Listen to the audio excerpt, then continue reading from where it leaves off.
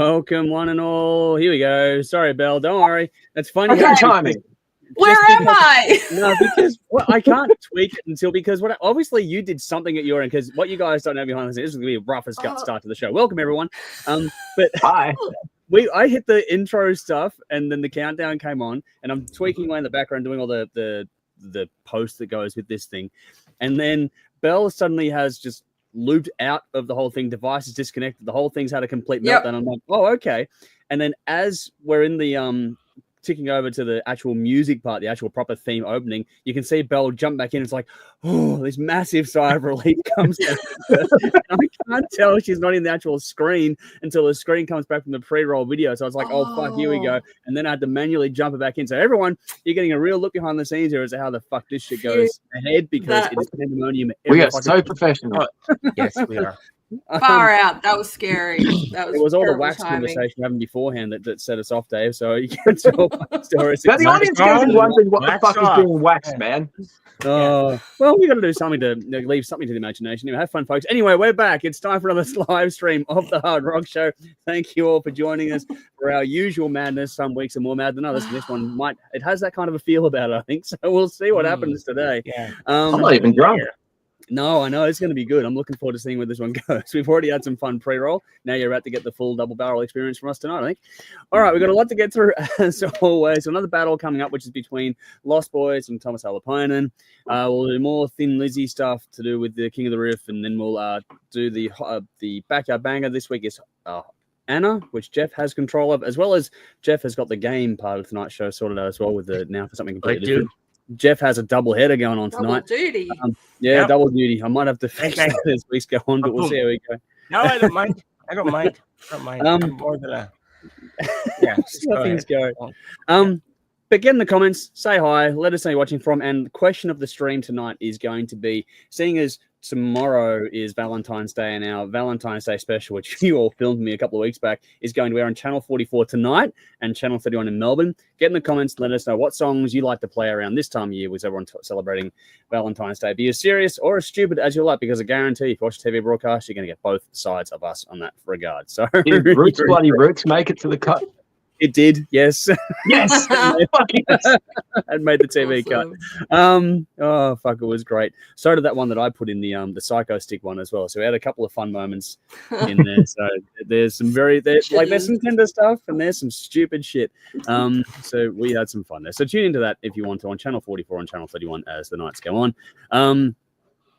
Quickly comments here. What do we got here? Michael's here. Good evening. Good to see you. Same with other Michael. Good to see you as well. Hey all. Cat's here. Evening everyone. Good to see you. Jump in the crowd. Let us saying favorite songs for the Valentine's Day part of the year. Guru's here. Hola Rockers across the plane. Missed you last week. Good to see you this week. Hopefully you've been well. Alrighty, Jeff. Let's go to you first. To my immediate beside me on the screen. Actually, how are you going this week, my friend?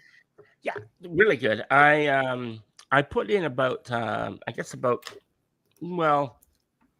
month ago, I guess, about somewhere. Put in for holidays because the last holidays I had was fucking in the hospital and in the ICU. Yeah. That wasn't exactly ideal holidays. So I thought, fuck it, I'm just gonna take a month. So I put it in and they said yes. So I'm happy about that. I got the end of this month and then I got pretty much just smidge of the last couple days of March. But yeah, for pretty much the whole thing. So I'm happy about that. Really excited about that. Enjoy. And so yeah, that's my big happy joy thing. I'm just gonna say this. A friend sent me this meme, and I just have to say it because I have to share it. Okay, and it's just too good not to share. So it says marriage is like a deck of cards. In the beginning, all you need is 2 hearts and a diamond. By the end, you wish you had a club and a spade. And I fucking love that. Fucking love that. Oh, here we go. Here we go. Yeah. Happy Valentine's Day, everyone. Happy Valentine's Day. Die my bride. Oh, well. Yes. There you go. Good way to kick it off, eh? Oh, wait. Yep. Nice segue. Nice. All right. Well, on that note, Dave, how are you going this week? Yeah. Work's been really busy. I'm glad that I'm not at work at the moment. I get to hang out. And Belle just referenced the Murder Dolls, and it made me remember. New Wednesday 13 song out tomorrow. I'm fucking excited. So yeah, Nice. it's got a new album coming out soon. So this is the first song from actually filming the music video for this song. Because it was in Los Angeles, a fire broke out right behind them, and they ended up throwing buckets of dirt on there because they had no water. So they tried to help put it out, and they eventually they got it out. So there's a bit of story. Apart from that, my life isn't all that exciting. How are you doing, Belle? Probably less exciting than yours. Hey, it's Wednesday Really? 13th story. Yeah, that's all right. That's still exciting. Nothing eventful's happened. I've just had a normal week. Ellis is back at school. I've been working. Woohoo! Life's good though. Christmas is over. Sure is. Okay. Really feels like it's over, but anyway, loving it here still. So I kind of still That's feel good. like I'm on holiday. Yeah, that's Cool. good. The new house feel. Yeah. Yeah. How are you, Andrew? Yeah, all good. I mean, everyone's going to know I'm a massive Chiefs fan. We got absolutely poleaxed in the Super Bowls. That was my Monday. I was day drinking before halftime. I knew it was over, so I was like, yeah, okay, cool, that was fun. But seriously, all things aside, I know that everyone can rip into me, and I've had some private comments in Discord and that come through during the week, which has been a bit of fun. But beyond that, it's just a game, and I don't really care. It's a bit of fun anyways. But around that, everything's really good. The kittens are adjusting. Dogs slowly getting used to them as well. So things are starting to get a bit more normalized. Nice. A little bit. Granddaughter's doing well. Everyone's good, happy, healthy, well. So, yeah, nothing to complain about. Regular week sort of thing for me, apart from having Monday off to watch my team get poleaxed. But, I'll take a day off anyway. I had a day off and no day drink, so whatever. Can't lose. Can't lose there. So there we go. That's all I'm going to say about that. I had a good week. Darren's here. Evening, guys. Good to see you. Thanks for jumping in. Vinny's here too. Hey. Evening, gang. Happy Valentine's Day Eve to you all. Likewise to you. That is, again, the segue tonight is the question of the evening is what are your favourite songs to play at this time of year for Valentine's Day? Jolie says, hey, everyone, quick note. Who always has a date on Valentine's Day? A calendar. Wow. All get the one you love. Very good. Hope you get all the one you love you deserve all the love you deserve on Valentine's Day. Yes, thank you very much, and hopefully same to you as well. Please do have a good day tomorrow, regardless of what people think of it. I know it's very commercialized, all this sort of stuff, but it is a nice day just to pay attention to those that are around you anyway. So do that and enjoy. Terry's here saying hi, guys. Good to see you as well. And we'll keep on trucking as we go through things here. And as always, Jody says hello to everyone as we do. Hello, Jenny. Hey, Jody. Hello on behalf of Jody. All right, let's get into things. Hot Rocks time. Let's get into the songs of the week that have been nominated and have been voted on and all sorts of stuff. If you want to get involved in this one, you have to get involved in our Patreon. There is a link to that in the description box if you choose to do so. Alrighty, so new songs nominated this week that go into Tastemakers. We have Alone with the Gods with King of the Pain. That's from Vinny. Michael nominated Arch Enemy Paper Tiger. Kat put Days of Jupiter with Parasite. Jolie put Epica, Cross the Divide. Michael put Ginger, Tumbleweed. Elliot put in Joe Bonamassa and Sammy Hagar, Fortune Teller Blues. I put in On My Command with their new single, Burning Desire. A couple of top-up songs in Rob Favoda with Love All, Serve All. Steve Welsh, Immigrant Song. And finally, Ula nominated Thunder Mother with Take the Power. That's on Tastemakers playlist. You can find that in the Spotify account. Go and do that if you choose to do so. Now let's get into the actual Hot Rocks results. This is where we get people to vote on the songs that have been nominated over the last couple of weeks, wherever else, and people can do that. And then we put all those votes together in Patreon, and then, okay, this is what the top 10 songs are of the week. Quick little couple of mentions here. We had Frankenbach in the list last week, but no votes, no love for it. So unfortunately, Frankenbach drops out. And drum roll. Those Damn Crows, Let's Go Psycho is out of the top 10. Gone. It is gone. The streak is over. Finally. Streak is over. Holy so there we shit. go. How many Sebastian weeks? and get the fuck out. And I don't know. 26 odd weeks or more, I reckon. How many? 26, I reckon. If I went back and worked it out, it'd be something like 26. Fucking hell. That's like it's like half a year. Mm-hmm. Yeah. And look, it's pretty amazing. I don't think anyone can beat that. That's crazy. Oh, fuck. If something does, I'm going to be stunned, but we'll see what happens. Well, Vinny's next song, surely. We'll see. Next song from Those Damn Crows. Yeah. Well, Those Damn Crows have an album coming out, so we'll see what happens in that regard. All right, some other mentions here quickly. Youth Never Dies, Blow Me Away. Avatarium, number 4 last week, dropped out this week with I See Better in the Dark. And finally, Saliva, Devil's World. Didn't quite make the cut. Got some votes, but didn't quite make the cut. Which means number 10 is last week's number 2, so Kill Switch Engage, I believe. Bell's song from memory. That one still in there, number 10. Number 9 was also in there last week, was number 6 last week. The Darkness Rock and Roll Party Cowboy, still hanging on up in 9th place. But beyond that, it's all new stuff. So number 8, Cradle of Filth, To Live Deliciously. Number 7, Behind Crimson Eyes, Burn It Down. Sorry, one more here. Number 6 is number 8 last week, so it's gone up a couple of spots with Alien Weaponry, Malmoko. That one's hanging on for a few weeks already, which is cool.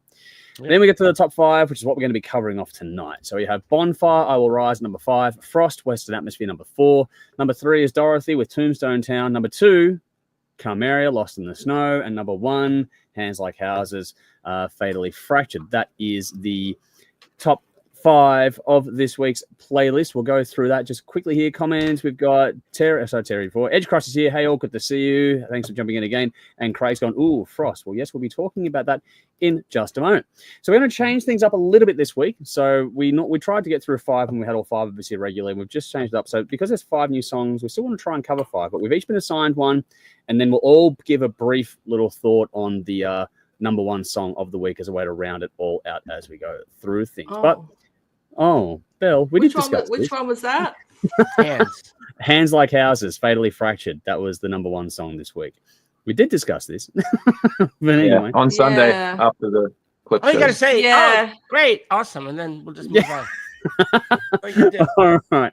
Well, Belle, let's go to one I do hope you're prepared for, because number 5 was your song assignment this week. So Bonfire, I Will Rise came in at number 5 this week, allocated to Belle, which is great because she nominated it. So there we go. This comes from the upcoming album Higher Ground, which was released at the end of January 2025. It's the 19th studio album from the German band, and this song serves as a personal narrative for guitarist Hans Ziller, who founded Bonfire in 1972. In 1989, Ziller was dismissed from the band under contentious circumstances, quote unquote, leading to personal and financial challenges. I Will Rise reflects his journey through adversity and his eventual return to the band. Belle, your nomination, your song assignment this week, so you lucked out. Your thoughts, please. Wow. That was some awesome band history there. I hadn't done that much digging. I read through their Spotify bio. I knew they'd been around for a while, but right. Okay, I'm gonna have to do some more digging. Yeah. So the song from the opening riff, the song it had my attention. There was something about the guitar tone, the keyboards, the minor key it started in. It made me think, this is my thing. This is cool. So I kept listening.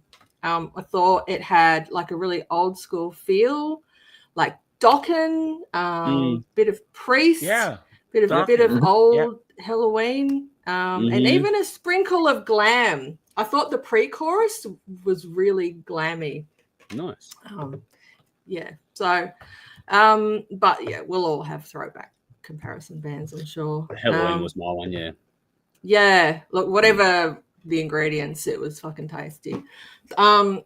The vocals are really good. The guitar solo was just so fucking classic metal. It was just done to perfection.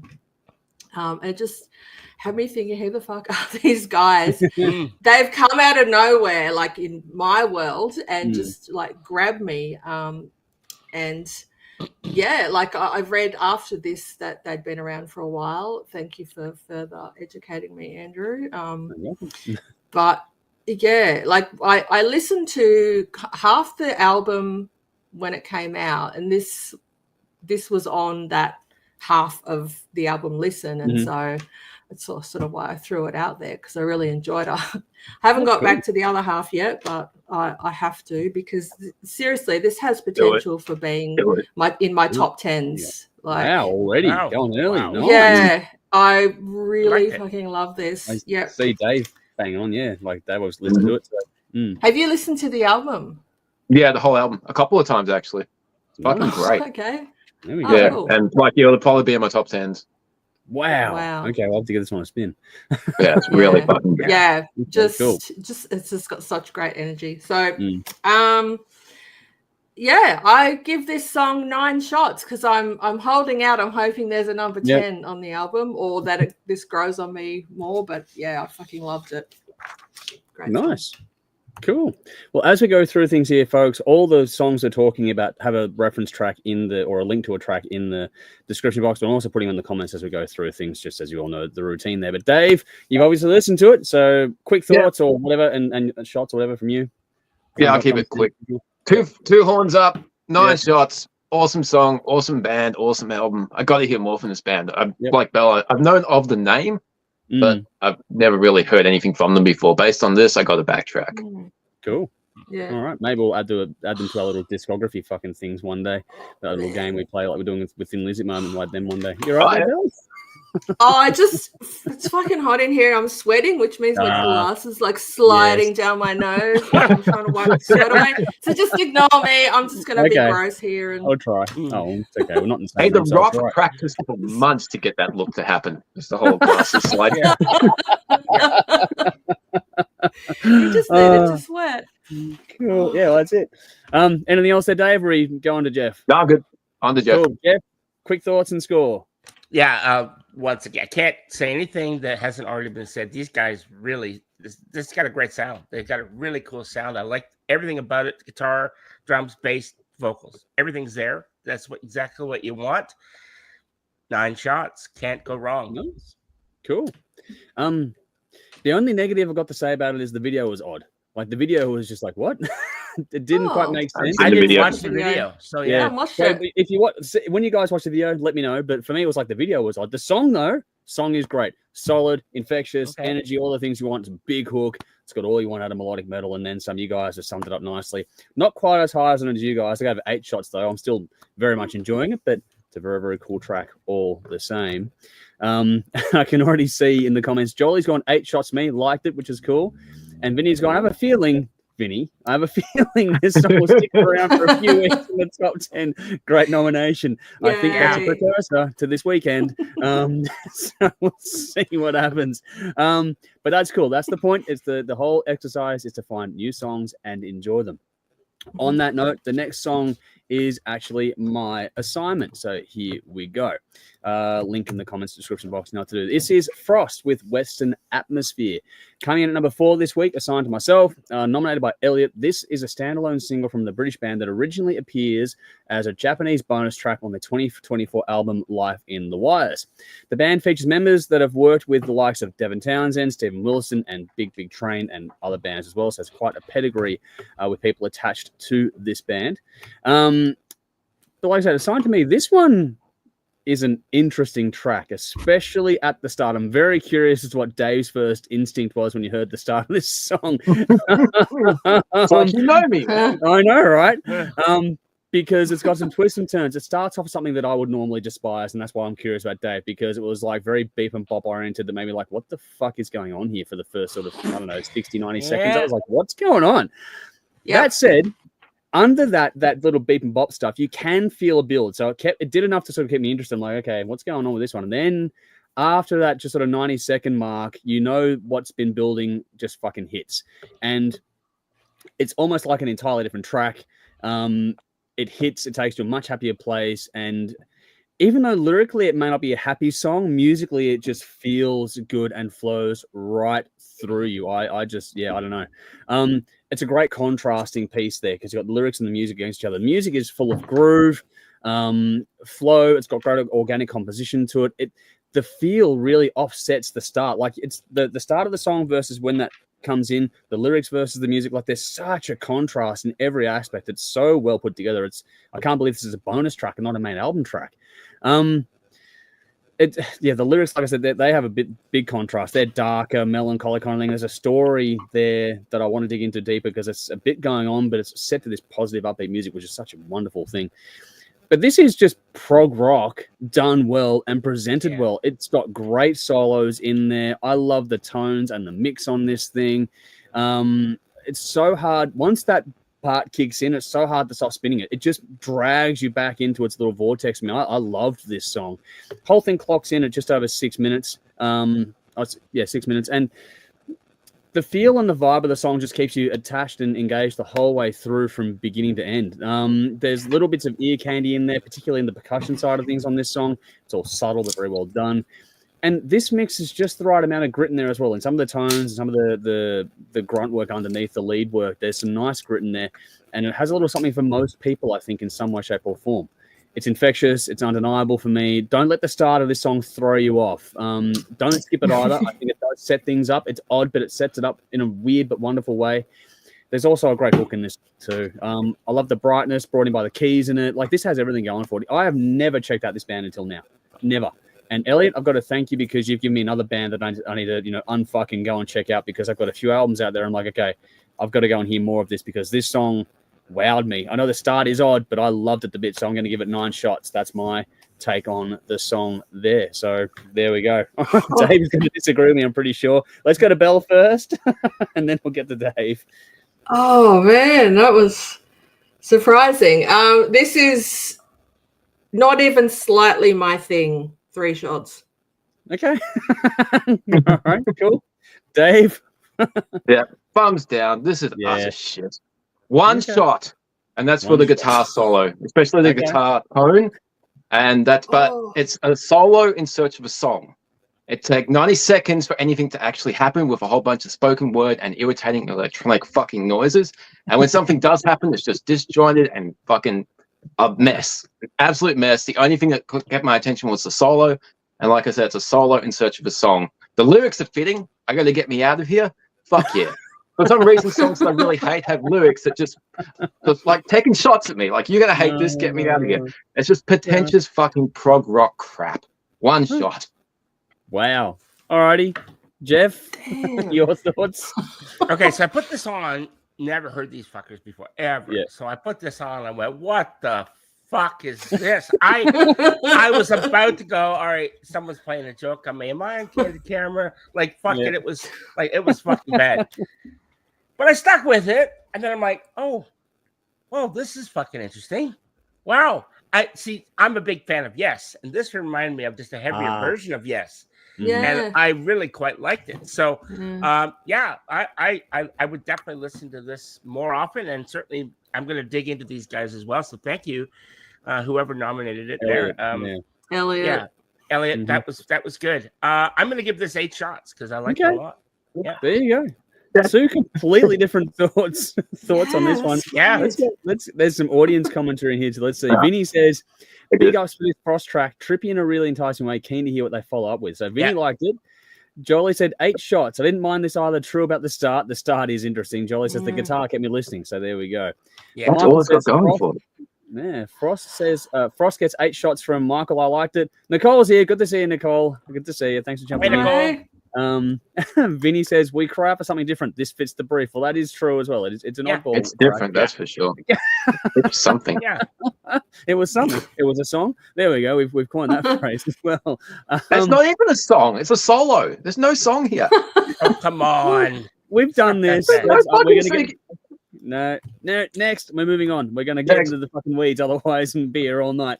All right, next song is hopefully one I'm quietly confident I think we all liked, but we'll see because it's Jeff's track and is Dorothy with Tombstone Town. Came in at number 3 this week, assigned to Jeff, like I said, nominated by Michael. This track features a guest spot from the legendary Slash and is from the American artist's upcoming 4th studio album, The Way, due March 14, 2025. Described by Dorothy as a sexy boot stomper about betrayal, revenge, and mercy, the song showcases her powerful vocals complemented by Slash's iconic guitar work. Slash himself praised the collaboration, stating, Tombstone Town is a sexy rock and roll grind featuring Dorothy's inimitable swagger and a great guitar hook. Jeff, your song, do you agree with those? I can't add anything better. That's awesome. That's exactly what I was going to say. And I don't know how they got those words, but they did. No. Look, I like this song. And it reminded me of, there was something about the melody. The melody was like, I've heard this before. It's got a very familiar sound. I mean, I haven't heard it before, but it just had a familiarity to it, which I liked. And, so I kind of went into I've listened to Dorothy obviously before, and I've listened to Slash. Putting these two together is obviously a recipe for something quite nice. And I'm kind of hoping that we hear more from them. Maybe we will, maybe we won't. It's just maybe just that one-off thing but I don't care. It's still good. So I definitely I'm going to give this 8 shots. Nice, cool. Alrighty, Dave, let's go to you next on this one. Yeah, it's all right. We reviewed a Dorothy album a couple of years ago, didn't we? Yes, we did. Yeah. I don't remember it, but I remember I liked it. She is good at what she does, and I remember the album was pretty good. Yeah. But yeah, it's a song. It's all right. The solo's good. The song's good. You can tell they weren't in the same room when they did it, and I think, it's a modern collaboration, and it kind of irks me because you don't have that band vibe. It's cool collaboration. I know what you mean. It's just lacking that cohesiveness. Fair point. So, and the song itself, she's done better. So, 6 shots. Okay, cool. All right, Belle. Oh, you just set me off on a completely different fucking head tangent, whatever you want to call it. Like, I was just thinking of bands recording when they're not in the same room and it just doesn't have a good vibe. Rammstein's last album, Zeit, was all recorded with the band being in separate rooms, and fuck, that was a good album. But anyway, I agree with Dave. Generally, just it takes ignore that. Yeah. Generally, yes, you're right. But anyway, I thought this was annoying, and I give it 3 shots. Oh, wow. Okay, we are all over the shop tonight. Well, I love her vocals. Fuck, she's got a great voice. Yeah. And I think the song is great. I think the solo suits, and it's everything you want from Dorothy and Slash combining together in a song. I don't know. Correct. For me, it's simple. Don't get me wrong. There's nothing complicated going on here. Slash has got his trademark sound and style. It's not even a very unique solo from him to be fair. Like, it's still good. Don't get me wrong. It's just it's a Slash solo. Okay. He can phone in a solo and it'd be good. Yeah, that's it. So it's not he did. That's probably what irks me about this. Probably is, yeah. Fair enough. But I, for me, it really hooked me, and they released a video for it today about 20 hours ago, and I fucking checked it out when I got home, and wow, that was a really fun video. But there's something about Dorothy and her attitude that just captivates me. It's funny, we've reviewed a couple of her albums over the years. The first one that we reviewed didn't do a lot for me. The last one we did, I was like, fucking wow, and it hooked me. This, so far, is continuing that vein. I'm going to give this one 9 shots. I love this one. I thought it was just super infectious. The groove, the hook in it, her sassy attack on things, just for me. That gets me. All right, let's see what the audience has to say before I move on to the next song. Jolie says 9, loved this, it rocked. And Craig says the whole album is brilliant. Vinny, however, says didn't really grab me, however didn't hate it, also might need a few more listens. So there you go, it's up to you. But there's a lot of good music out there, so it's one of those things where time is too short to spend on music that doesn't grab you. So move on if it doesn't do that for you. Speaking of songs that grab you, hopefully this one does for everyone out there, because we premiered this one the other week. Carmeria, Lost in the Snow. Assigned to Dave, came in number 2 this week, nominated by myself. We had the distinct pleasure, like I was saying, of premiering this track from the New South Wales band. Comes from the EP due out tomorrow called Trinity Volume 1. It's a 3-track EP. Dave's already heard it, so we're going to get some thoughts on that in a second, I'm pretty sure. But from Jordan, the singer, he shares that Lost in the Snow originated from lullabies he sang to his daughter during a challenging period, aiming to comfort her through health complications. He elaborated, at its core, Lost in the Snow is an expression of hope in the dark and a father's promise to always be the light in the storm. Dave, go for it. I know how much you love this. Yeah, I love this song. And much like the album that was released last year, I heard it like a month before it was released. Jordan actually messaged me Christmas Eve, and he's like, dude, Merry Christmas. Here's the upcoming EP. So, like, fuck. So I've heard the EP. It's out tomorrow, and just fucking get on it, because if you like this, you'll love that. That is great. But talking about this song, Carmeria have quickly become one of my favorite bands after the album they dropped last year.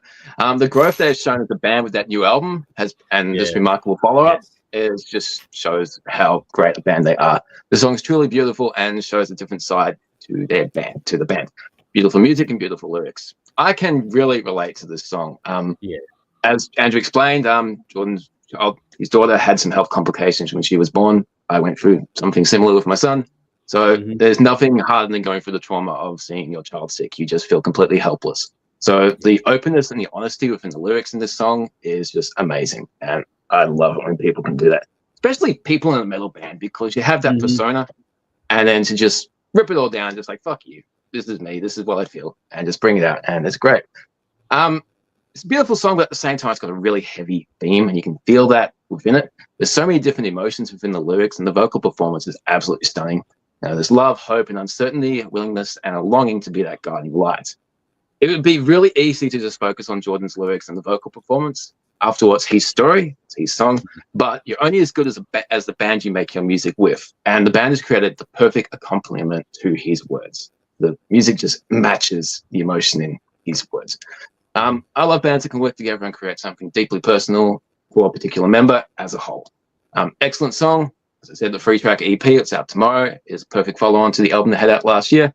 And I cannot wait to hear what they're going to do next. Obviously, the EP is entitled Volume 1, so there's more EPs coming. And it is 10 shots. Fantastic song. Wow. Nice. Well done. Alrighty, I'm pretty sure this is going to be unanimous. But anyway, Belle, what do you think? Yeah, listening to this today, it gave me goosebumps. And then nice.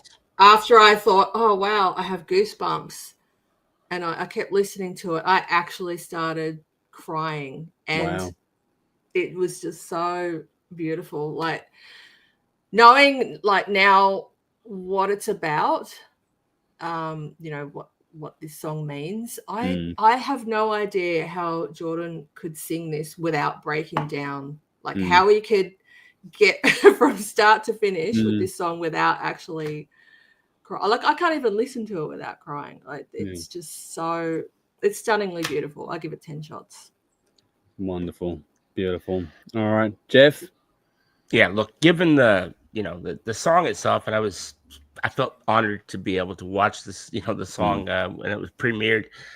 Look, yeah, just I've said enough about this band. They're just fucking amazing, and this song just shows another side to them that I wasn't aware of, and so coupled with that, and what I've already heard, and what this song means, and what it's about, how could I give it any less than 10? Yeah, it's a great song. All right. I loved it when we first played it on the show. I thought, like, when Dave hooked it up and made it all work out for us, I was, like everyone, honored, humbled, all those, superlatives you can think of. And when it comes to this band, what can we say that we haven't already said? It's pretty clear and abundant that we all adore them. The last album blew our mind, and I think the EP and this song has done the same thing yet again. It's a simply beautiful song. If you haven't checked it out, please do check it out. It's not your heavy metal thing, though, but it's a truly, genuinely emotive ballad that really cuts to the core, and it's that one of those things we love from this band is the display of emotion in music, which is what it's really all about at the end of the day for a lot of bands, and these guys do it better than pretty much everyone. This band don't write a bad note, let alone a bad song, as far as I'm concerned. So they've just done it. Bless you, Belle. Bless you. Sorry. Leave a tender moment alone. But anyways. Oh, God. But look. Come on, it's nothing to sneeze at, Belle. Yeah. Well done, Dave. Well done. Well played. Look, this is a fantastic follow-up to an already brilliant album that we got last year. I'm going to give it 9 shots, not quite the 10, because I did find other ones hit home to me more personally on the album. But that said, this is still a fantastic song. I don't begrudge anyone giving it 10 shots. I think it's absolutely fucking fantastic. So I think it's a well-done song all around. I was tempted to change it to 10, but no, I'll be true to my notes and I'll stay there. We can just begrudge you then, Andrew. You do anyway, so whatever. You're like a perfect picture with a slight tear in the corner, mate. It was a 10 until she sneezed, and then that was it. Don't blame me for his meanness. No, the sneeze pulled me out of the reverie. It made me come back to reality. I don't know. Yeah. We're talking shit now. Anyway, Vinny says, such a soul-searching song, you can really attach yourself to it. I think that's the beauty of it. Yeah. Kat says, yep, Carmeria already won me over with her album last year, but I'm loving this one. 10 shots from Kat as well. Kat. Joel says 9 shots, love the vibe and passion of these lyrics, and that's what it's all about here. So let's go, everyone. That is a great little snapshot of a fantastic song there, and I'm sure that this video does the rounds like Bella spreading the plague. I'm sure more people will fall in love with this song as we attempt to make it go viral. Oh wow, that was great. I keep sneezing. That was well done. Well done. Yes. Oh fuck, everyone. Craig has got to go. Everyone's like Keto about to hit the stage soon. Enjoy the show, man. Enjoy. Nice. Wow. 9 shots for Carmeria. Enjoy the show. Thank you so much for spending a little bit of time with us. Fucking have a blast tonight. Enjoy. Alrighty, one more song to go. Let's see if Bill has any notes on this one at all, but we'll see what happens because it is the number 1 song for this week. It is Hands Like Houses with the song Fatally Fractured. Went to number 1 this week, nominated by Vinny. And in a twist, we're all going to give this one a little mini review, like I was saying before. This track comes from the Canberran, like the band out of Canberra. Their 5th studio album is coming out tomorrow as well. It's called Atmospherics. Fatally Fractured apparently delves into the themes of personal struggle and the impact of one's actions on relationships. The band describes it as addressing losing the love of your life and being the one who is responsible for its demise because of a toxicity you can't control. Let's do the rounds on this one. Let's go to Jeff first. Yeah, this is it's a very, you can tell there's a lot of emotion in this song. It's very you can tell that there's something they're trying to get a message across, and I really enjoyed this song. I thought that it had that emotive punch. So, like, you know, geez, we were just discussing a song with an emotive punch. Here's another one. Yeah. And so I really enjoyed it. I would say that I think that I'm going to have to check out more from this band because that was my first time ever hearing anything from them. Yep. Odd name, Hands Like Houses. But I guess you wouldn't have a hard time Googling that because there can't be another fucking Hands Like Houses band anywhere, you know, not to be mistaken with the other band that have the same name. So that's cool. Because oftentimes, you know, you go to do a Google search for something and you get 10 million hits. Yeah. And none of them are about what the band you're trying to find. So that's cool. Like Lostboys. Yes. Yeah. We'll get to that later on. Yeah. All right. Anyway, not to spoil this lovely moment. This really liked it a lot. And 9 shots. Nice. All right. Wow. Cool. All right. Dave, let's go to you next. Yeah, it's all right. It's all right. Yeah. It's all right. I wasn't sure. Yeah, I didn't think this would be for everyone. Yeah. No, it's okay. It's recorded well. It's written well. It's all well and everything. But it starts out okay with the reserved and mellow thing, and then there's a big contrast when the heavy stuff comes in. I think it's erring a bit onto the whole cliche type of thing of the light and the shade, and it kind of, I didn't know what I was listening to. It's just like, okay, I'm falling asleep to start with, and just like, okay, you woke me up. But then I listened to it a few times, and it's just question the taste. It's not really my thing. I give it 5 neutral. Wow, cool. That's all right. It's an interesting. I'm curious about the battle later on because we're already in different headspaces. I can tell, so I'm really curious how the battle's going to go later on. Belle, any thoughts on this one? Do you remember it now? I do. Yeah. I do remember it. And I'm kind of in the Dave camp here. Like it was fun. Like it wasn't bad. It was fine. It's, you know, good modern-y metal, emotive, but just, I don't know. Like when I was listening to it, I'm like, I feel like I'm too old to listen to this, which is, it's silly. Okay. Like that thought popped into my head, and I just felt like I get it.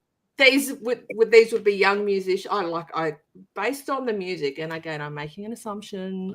I can't speak. I don't know much about the band person. Yeah. But it just has that vibe. It has that modern kind of young band vibe about it, and that's fine. And I was going to say, Freeze the Fall, Belle. I mean, fuck, how old are they? Yeah, they play music that appeals to. It fits in with the older stuff. It's the Freeze the Fall were straight up rock, like not. There's a lot of I don't. Production of this song is very young people's music. Yeah, there's a lot of production. It's not emo. No, but I think there's more music than emo for young fucking emo's 20 years old now, isn't it? They're all punching their cardigans. Yeah, well, that was crazy. Holy crap! Yeah, wow, that's saying something. Anyway, sorry, Belle, continue. Sorry, Belle. No, it's fine. It's just not my thing. It was good for what it was, and I've no doubt that it appeals to many people of all ages. And it's great to see like I spent a lot of time living in Canberra, so I'm happy to see a Canberran band breaking through. That's awesome. So props to them for that. And I gave it 6 shots. Yeah, cool. I think like everyone here, this isn't they're dubbed as a post metalcore or something band. I think that's the description they've been given. And so in that respect, some of this conversation now makes sense when you think about it in that world. But they're not a band that I've delved into because of that whole genre not being my preferred world. But this song, it makes me curious to go and check out more of the band. I'm curious about the upcoming album on the back of this one too, because a band described as post metalcore, and then they release a song like this, which doesn't really fit that vibe to me. It's a bit more emo is a dirty word in some respects, but not in like it feels more like sliding into that versus the typical metalcore kind of stuff. So I'm not sure where post emo. Yeah, post emo. Here we go. I mean, I'm sure fans are going to see this. Isn't that a coffin? But, yeah, it could be. But look, this had some. I think the emotion in the lyrics was good. It's very modern in sound and style. Obviously, the band, like I said, post-hardcore is what they're described as. But I think for me, this is hardcore. Apparently, post-hardcore. Yeah, post-hardcore. Maybe this is an unusual track, not typical. That's why I'm their curious sound. about what's coming up. Yeah. So I'm not sure if this is like the obligatory ballad or if it's more like this or what's going to happen. But I'm curious enough on the back of this song to go and check it out because I want to know what happens next, kind of thing. Okay. Let us know. It's got nice depth and space. It's put together very well. I think the song builds nicely. It's got a good crunchy riff when it does kick in. It's got light and shade performances, all the things you're looking for, and the composition is actually really good in the song. I enjoyed it quite a bit. There's a big hook, nice impact on here. It's a nice little bit of a solo in there as well, which I thought was cool. I thought it was a damn good song overall, to be honest, and more than enough, like I said, to make me want to check out more. So I gave this one 8 shots. I was very intrigued by this one, and we'll see what happens with the album coming up tomorrow for those that are keen to check it out. Got some comments though. Jolie says 7 shots for her, which is fine and dandy. Here we go. It's all sort of that range, isn't it? Vinny says for those of us that are single tomorrow, hands like houses would be fitting. Of course, Vinny. But here we go. Michael says 4 shots. Slow and boring for me. Would need to be heavily sedated to listen to this again. Hey, Vinny, tomorrow might be the time to make your video. Wow. Oh, here we go. Oh, Vinny's going to do his video tomorrow. That's going to help us all, isn't it? But on that note, Vinny says, Bell raises a good point, though. Is there a point of a subgenre of rock is too young for us? Possibly. Yeah, I think so. Yeah, I don't know. Michael's gone, you have to go and smack the dig. I don't know, I wasn't, so there you go. But Vinny says they're touring with the Butterfly Effect and have their album launched this weekend. I'll be busy for those that are wondering. No video from Vinny this weekend, obviously. All right, we got through it. Let's get to the hard rock happenings very quickly here. So, on the news side of things, go for it. On the news side of things, Winger are touring Australia in April as part of their farewell tour worldwide, and the great Shotgun Mistress will be supporting them throughout. Yeah. Between April 4th and April 10, they will play Melbourne, Sydney, Adelaide, Brisbane, and Perth. Sorry, Belle, no Hobart in there. That's fine. Okay. that's the Shotgun Mistress would be worth seeing. Yeah. But yep. But there you go. Winger are on the way out, and they're coming to come to do things like that to everyone here with their ears and all sorts of stuff. And Shotgun Mistress is the highlight for that for me. Good to see a good band getting a good support slot. It's a good thing Dave's not in the room now because he'd hate me for announcing this one. To celebrate the release of their 7th studio album, Give Us the Moon, Sweden's The Night Flight Orchestra have announced an Australian tour. From May 29 to June the 1st, the band will hit Melbourne, Brisbane, Sydney, and Adelaide. It's another tour there as well. Keeping on home shores here, Ironstone and Legs Electric have both released new single. Melbourne band Ironstone released their brand new single, The Innocent Bleed, about 2 days ago. And Perth band Legs Electric have released their brand new single, Volcanic, this morning. So that's out there as well. And also, iconic Aussie rocker and comedian Steve Hughes has recovered from open heart surgery and will take part in this year's Adelaide Fringe Festival. He has confirmed 9 shows of that between March 7 and 16. And then following that, we'll hit Wollongong, Newcastle, Wamburrell, Canberra, and Penrith between March 27 and April 4. So he's going to be a busy man. Obviously doing very well. Yeah. On tour announcement side of things, now a Melbourne band going overseas, Carly Jewel has announced a tour of Japan, playing Shinjuku, Yokohama, Shimatsudo, Kyoto, Osaka, and Sengoku Datura between May 28 and June the 1st. And finally... She must do well over there. Sorry for interrupting. I know this. I'm supposed to shut up. But yeah, she went over there like a year a year or two And a ago, crack whip. didn't she? I'm sure she had a tour in Japan. They must just love her. Yeah, which no, is she's doing well. great. And it's a Yeah, good hard on market her. to crack too. So well done to get over there and have the connections. But once you make it in Japan, they'll love you you're good. forever. Yeah. So she's kicking goals over there, which is fantastic to see, and hopefully it leads to bigger and better things for her coming up. Yeah. One final note here: Scorpions, the mighty Scorpions, have a biopic in the works titled "Wind of Change." Filming begins in May with a hope for release of the actual finished product later this year. So that is what is going on in the camp of 60 Scorpions. years. Yeah. So What? there we go. Yeah. Fuck. 1965 they started. Yep. So Kidding. No. I didn't think they were that no, old. Yeah. And as always, to close out this part of the show here, going to move on to the release list for tomorrow. There's a big list, but I'm going to go through some highlights here. Obviously, Carmeria, Trinity Volume 1, we've already covered that on. But also, Crazy Leaks are releasing Thrill of the Bite. Dynasty are releasing Game of Faces. Hands Like Houses, we just covered that, have their new album Atmospherics coming out. Hangman's Chair are releasing Sediction. Lacuna Coil have Sleepless Empire. And Raven are releasing Can't Take Away the Fire, an EP tomorrow as well. There's a whole lot of other ones out there as well, so get around it, have a look around, but there's a whole lot of new music on every Friday, so that is a little cross-section for you there. What do we got here? Kat says, Carly joined to Japan with Shotgun Mistress last year, so there you go, there's confirmation of that. As well. Okay, cool. That would have been a cool Thanks, thing Kat. to see. All right. Why do Hangman's Chair sound familiar? Were they that band that? Oh fuck! Like it was a while ago now.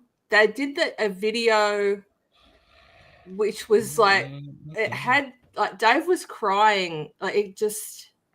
I think. Oh, that one it broke. Like they had the goofy like killer in the overalls, like yeah, killing all the picked band it, members. and he's like Is that sawing off the Hangman's- guy's hand. Yeah. Was that them? I think so. Hangman's Chair. I think it was. Yeah, that was fucking great. That song I don't and know. the video was awesome. Now I'm curious. The name does sound very familiar. It was definitely a song like over a year ago. Yeah, Ooh. I remember the video, and I remember the song was good. I don't remember the song. I'm not obviously entirely not certain. sure about I don't know if we're the talking name, about the same one now. Yeah. It just they're a bit when you moodier. said that brought that to Yeah. mind. So Maybe I don't know about that. I'm Anyway. not convinced it's the same one. Yeah. But anyway, Might have been the same Oh, episode, but okay. looking through YouTube, I don't see that video. no, because they had a song. oh, Yeah, Michael's got the point here because they had a song called 2 AM Thoughts. That was one that Dave was like hearing the next oh, day. 2 a.m. thoughts. Naturally, oh, That's thanks, Hangman's thanks, Chair. Michael. So, Yeah. Yep. Michael said, not sure if that's the one, but that's the one I remember. Yeah, we mentioned 2 No, AM very Thoughts. different. Very different. So that's where it's like, Very okay. We gotta find that band again. That was cool. That was a great No, music. what was that? Jeff right. listened to the whole album and he said it was fucking awesome. So Yeah, Jeff, I do it's remember. on I you. remember. All right, so everyone's going to start trolling through the YouTube history now to find out which fucking video that was. That's I was the fucking next tears mission for during that everyone. review. It was so funny. So good. Oh, fuck. All right, we are going to move on, though. We're going to move on to the backyard banger of tonight's show, and that is Anna with The Art of Letting Go. There's a reference track for Moth in the description and the link comments here as we go along. Yeah, like I said, this is going to be Jeff's backyard banger this week. So just a quick little preamble, and then we'll throw to Jeff on this one. It was 5 tracks, 23 minutes. The debut EP from the Melbourne band released March 2024 via Eclipse Records. Already signed to a label and doing well. Produced by Chris the Melk at Monolith Studios. 3 singles were released, including Moth and Ouroboros. After forming in January 2023, it's been quite the rapid rise to the band. So let's see how Jeff went with it, and then the rest of us will give some quick thoughts on this one as well.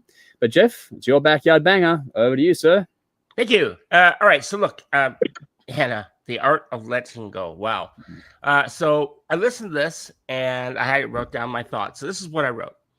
So with this 5-song EP, Anna had provided a contract between them and their fans. It's an EP that delivers on the promise not only to showcase the band where they're from musically, but hopefully where they're going with an album release, obviously, at some point. So The Art of Letting Go kicks off with an emotive rocker, I'm Not the One. And this is an important song because it's this song that has to do all the work. This song is either going to pull you into the album or leave you cold. As you know, opening up tracks have to. Yep. But pull you in, it does. And with this song, the 5-piece symphonic metal band from Melbourne, led by the amazing voice and amazing other things, Anna Hirstrenko, shows that this band has really something to prove in the crowded symphonic metal arena. So it starts off with the song I'm Not the One. And it's a very melancholy song that speaks of spurned love between two people. One is forcing the hand of the other to make a choice that they know is going to hurt the other. But it's a familiar story told, I think, from a fresh perspective in a song. Scars continues to swim deep in the seas of melancholy. This time it's about someone who has been betrayed by someone else that they love, which is another familiar cautionary tale that I'm sure we can all relate to. Ouroboros, which is, if you don't know, that's the serpent eating itself, eating its tail. So in other words, it represents infinity. So at this point, I'm starting to detect a familiar theme with these guys. Relationships that are one-sided or have gone to shit. And this one, it's seemingly endless around one of those. But that's fine, because the material that it's material that I think everyone can relate to, which makes them accessible. And that's been the thorn in the side of symphonic metal since its inception. Often the music is great, but the lyrics are Dungeons and Dragons, or the lyrics are great, but the music is shit. Anna has found a way to combine great music with great relatable lyrics. Sounds easy enough, but in my experience, it's been rare as hen's teeth. So kudos to them. I think the production heard on this EP is really well done. And you can tell that the time has been spent to deliver a product which I think is world class. My only gripe here is that of all the songs, there is quite a lot of compression heard on two songs, Sirens and Moth. And I'm wondering if it's possible that those particular songs were recorded at another time, possibly in another studio with another producer. And I don't know, but I listen to a lot of music and I could really hear it. It's subtle, but you can hear it if you know what you're listening for. And once you hear it, it's hard to unhear it. Sorry, guys. But look, admittedly, this could have also been just the sound system that I was listening to it. You know, maybe it's just the way it came across in my headphones. I don't know. So I could be wrong. I could be entirely wrong. But on the EP, it does say the song Sirens, it says remastered. Yes. Hint that the song did exist prior to this EP. But having said that, does this in no way impact the quality of the songs that are heard here? As I said before, The Art of Letting Go, Anna has delivered a world-class experience, and I hope that they get the attention that they deserve. I'm going to be on the lookout for their live shows, their live gigs, excuse me. And I hope that, you know, I'm going to be happy in that knowledge that once they are big, and I think that they will be and can be big. I was there when the EP came out, so I'm going to be able to say that. I'm giving this 9 shots. I think it's a banger of an EP, and I wait with bated breath until I hear more from these guys. So yeah, I liked it. Nice. Cool. All right. Dave, let's go to you. What do you think of this one? Yeah, this is pretty cool. It's cool to have local bands that are doing symphonic metal. With a lot of symphonic metal that I like, it's really bombastic and over the top and highly produced and everything. And obviously, they don't have the production money that Nightwish would have to have multi tracks of everything. So they've done a lot with what they have. Also, stuff like the guitar tone is not as distorted as you might expect, and the keys are kind of more subtle. So they're playing their own niche within the very crowded genre at the moment. So I think they're doing interesting things and good songs, good compositions. So like Jeff, I'm curious to see what else they're going to do with. I think this is their only release so far, isn't it? They're a pretty new band. They started last year. Yeah, 23 they started, and they got already got a record deal going, so they're moving quick. Yeah. Okay. Record deal. Okay, so this is not independently produced. This is like record. Okay. Record label. Yeah. Okay. Yeah. Cool. Okay. I'll keep an eye on this band. I give this about. I want to do 7.5. So 8. Fuck it. 8. All right. Cool. All right. Belle. Yeah, I mean, it's not bad for a first effort. I'm going to leave lots of room for improvement and give it 5 shots. Okay. Wow. It didn't wow me at all. I thought Okay. it was Hatchet. No, I just like, the vocals were really good, but I don't know. They have potential, but they didn't meet it with this EP. Okay, cool. No, that's all right. For me. It's funny that Jeff mentioned the mix because for me and Dave sort of touched on the different tones being used because sonically for me, sorry, Bill, I'm assuming you were wrapping up there. I'm done. Thanks. Okay, cool. But just it's an interesting mix. There were some interesting reverb choices made. I think the performances are fantastic. Just that the way reverb was used and how things were sort of pushed and pulled in the faders was a bit. It feels intentional, which is like, okay, cool, it's interesting, but it takes you a second to sort of settle into listening to it. But that said, the performances are fantastic, particularly the vocals, and that's obviously meant to be the highlight of the whole way it's set up from beginning to end. So the way they're writing the songs, the performances, the production, that's all meant to highlight the vocals, and deservedly so. Anna's vocals are absolutely fantastic. Oh, yeah. Great harmonies on that part, on that side of things too. There's also, between the music and the videos overall, lyrically, there's a very artistic element to this, like a genuine artist approach to what's going on here. So there's a lot, I think a lot of that whole 3D thinking that a lot of artists, like visual artists and that tend to go through, has been applied to the music here. I get a lot of that sort of feeling and vibe to it. But the depth, the emotion, all those sorts of things really in the lyrics too come through nicely. It's not faultless. There are a couple of clunky moments here and there, but overall I think it's solid. And as has been mentioned, they're carving out a unique sound and style in a genre that's very, very heavily populated. So well done for that alone. If you like symphonic female-fronted metal, then give this a go for sure. It's going to be interesting to see what happens next because I want to see how they sort of progress and go forward. It's a very good start for me. I enjoyed it quite a lot, and it's one of those ones that actually grew on me more and more as I spent more time with it. So I gave it 8 shots on this one. I picked Ouroboros and Moth for standard tracks, and as a quick reference there, but no, I did enjoy that one quite a bit. And moving on to next week, it's my turn. And next week, I'm going to be doing Alarum with their latest release, Recontinue, from last week. Another Melbourne band that's been around for fucking ever. So there we go. That's next week coming up. David's here saying, "G'day all, love your work." Hey. Likewise, you. Thanks for jumping in. Good to see you, man. Hopefully you've had a good week too. Alrighty, on to getting into the meat of things now. We're getting into fretboard feud side of things now as we go through. And this is where we go through week on week on week. And at the moment, we're picking favorite songs from each album out of Thin Lizzy's studio album discography. We've already done a few rounds. We're up to round 5 today, is it? Round 5 today. We're going to be picking our songs from Fighting. But before we get into that, we're going to recap last week quickly. So last week, the scores as they was I was on 115, as was Jeff. Bell and Dave were tied on 95 points. That's where things were last week. So there we go. What do we got? So that's a comment there. Sorry, I'll get to that in a second. But then last week, we obviously went through Nightlife and then picked our songs afterwards. So we had a final score last week. Then we went and picked Nightlife, and this is what we all picked. Bell chose Still in Love with You. Dave chose Philomena. Jeff took It's Only Money, and I took Sha-La-La. That's how things played out. I got to go first last week. Whoever goes, last in the previous week goes first. So Bell will get first pick in a few minutes here. The audience choice top 5. We then go and poll the audience on YouTube and TikTok and go, okay, tell us what your top 3 songs from the album are. We ask the audience, and then they give us their thoughts. So the audience choice top 5. Bell, pay attention. Hopefully I got this right. Number 5 was Banshee. Number 4 was Still in Love with You, as chosen by Bell. Number 3 was Sha-La-La, which I took. Number 2 and number 1 were different, though, because it was She Knows in number 2, and number 1 was Showdown, which none of us picked those songs. What?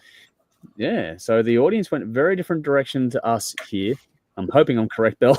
Check my homework there. But I did get the points right. I know that much at least, because I copied and pasted that directly from your feed. Which means that for this one, Jeff took 20 points for It's Only Money with his choice there. Dave took 35 points for Philomena. Same for Bell with Still in Love with You, 35 points there. And I lucked out because I took the highest popular choice. I got 50 points with Sha-La-La. A little bit confusing this week, but they're unusual for the audience and us to go in such different directions on the same album. But it's cool to see that happening, which means that does tweak the scores as things move along. So down at it's changed things up because things are a bit tighter now. I'm out in front of 165, so I'm starting to get a little space, but not a lot. Because after that is Jeff on 135, Bell and Dave both on 130. So the gap is closing overall. So it's very curious to see what's going to happen this week now as we move into the album Fighting from. Can we just combine as a team and be 260? We can try. So in the comments and in the description, there's a reference track for you with Rosalie, which comes to the album Fighting, which is the 1975 album from the band. There we go. Nice. And the vinyl. Sorry, well done, Bill. Well Oh, done. that's cool. Yeah, that is very cool. And I think from memory, if I'm correct, Dave, you might tell me, I think it's the only time that the Thin Lizzy logo Was the Thin Lizzy logo on the cover of a studio album? Yeah, the only time it was. happened. It was on the back of Nightlife. Yeah, that blew my fucking mind when I read that this week. It's the only studio album with the Thin Lizzy logo on it. Yeah, considering how iconic that logo has become, it's quite remarkable. Yeah. But anyway, as is our want, we just go through, give some quick thoughts on the album, and then pick our favorite song. And as things rotate through, Belle went last week, so she gets to go first this week, and we all go down a spot. So Dave, you'll go first next week, which is probably a good album to go first on if you want to anyway. But anyway, Belle, there's a story there too, so that works out well. All right, beautiful. All right, well, we'll get that next week. For now, we're going to go this week, and that's Belle, your choice and thoughts from Fighting. Yeah, it's a pretty cool album. It's not my favorite, but it's definitely got a cool vibe across the whole thing. And I don't have any hesitation putting this one on as opposed to its predecessors. Yep. I would likely choose something else over one of those. So I'm going a bit. I'm not going to go with a popular choice for my pick on this, and I know I'm not going to win, but I don't care because I want to pick this song. Like if I was being strategic, I'd go with Rosalie because I think that's probably everyone's favorite. The general public. Well, I just had a quick look on Spotify actually on my computer while you were talking, Andrew, and Rosalie has by far the most plays. That's not necessarily a representative thing for our audience, though. I don't think so. I know, that's interesting when I do because the most plays on the last album was the one I picked, "Still in Love with You," but that wasn't didn't get the votes. most popular audience. So right. Anyway, look, all right. Look, I'm just going with Spirit Slips Away. Oh, nice. Yep. Given on a mostly upbeat rock album, this is it's pretty dark. It's beautiful. Dark, yeah. It's beautiful musically and lyrically. It's gorgeous. So it grabs me the most. Yep. So I'm going with it. Great choice. No, that was way up there for me. It was on my short list too, so there you go. We always pick enough tracks to cover us if we needed. I picked 4 tracks. It was in my top 4, so there you go.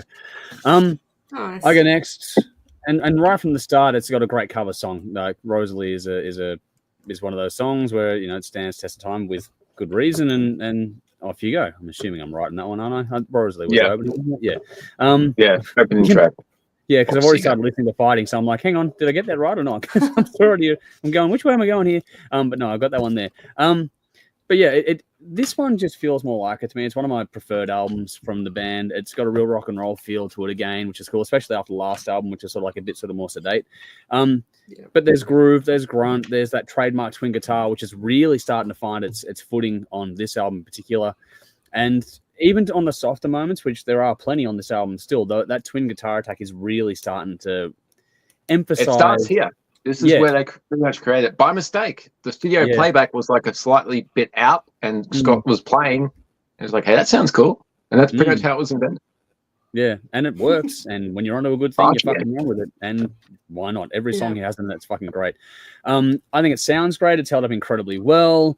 Phil, as always, is on fire vocally and lyrically. And like I said, even though this has plenty of softer touches, the move and the flow compared to the last album, this one just breathes more. I like the way this album presents as a listen from beginning to end, the way, you know, the peaks and troughs and all that kind of stuff that I've always rabbited on about for years.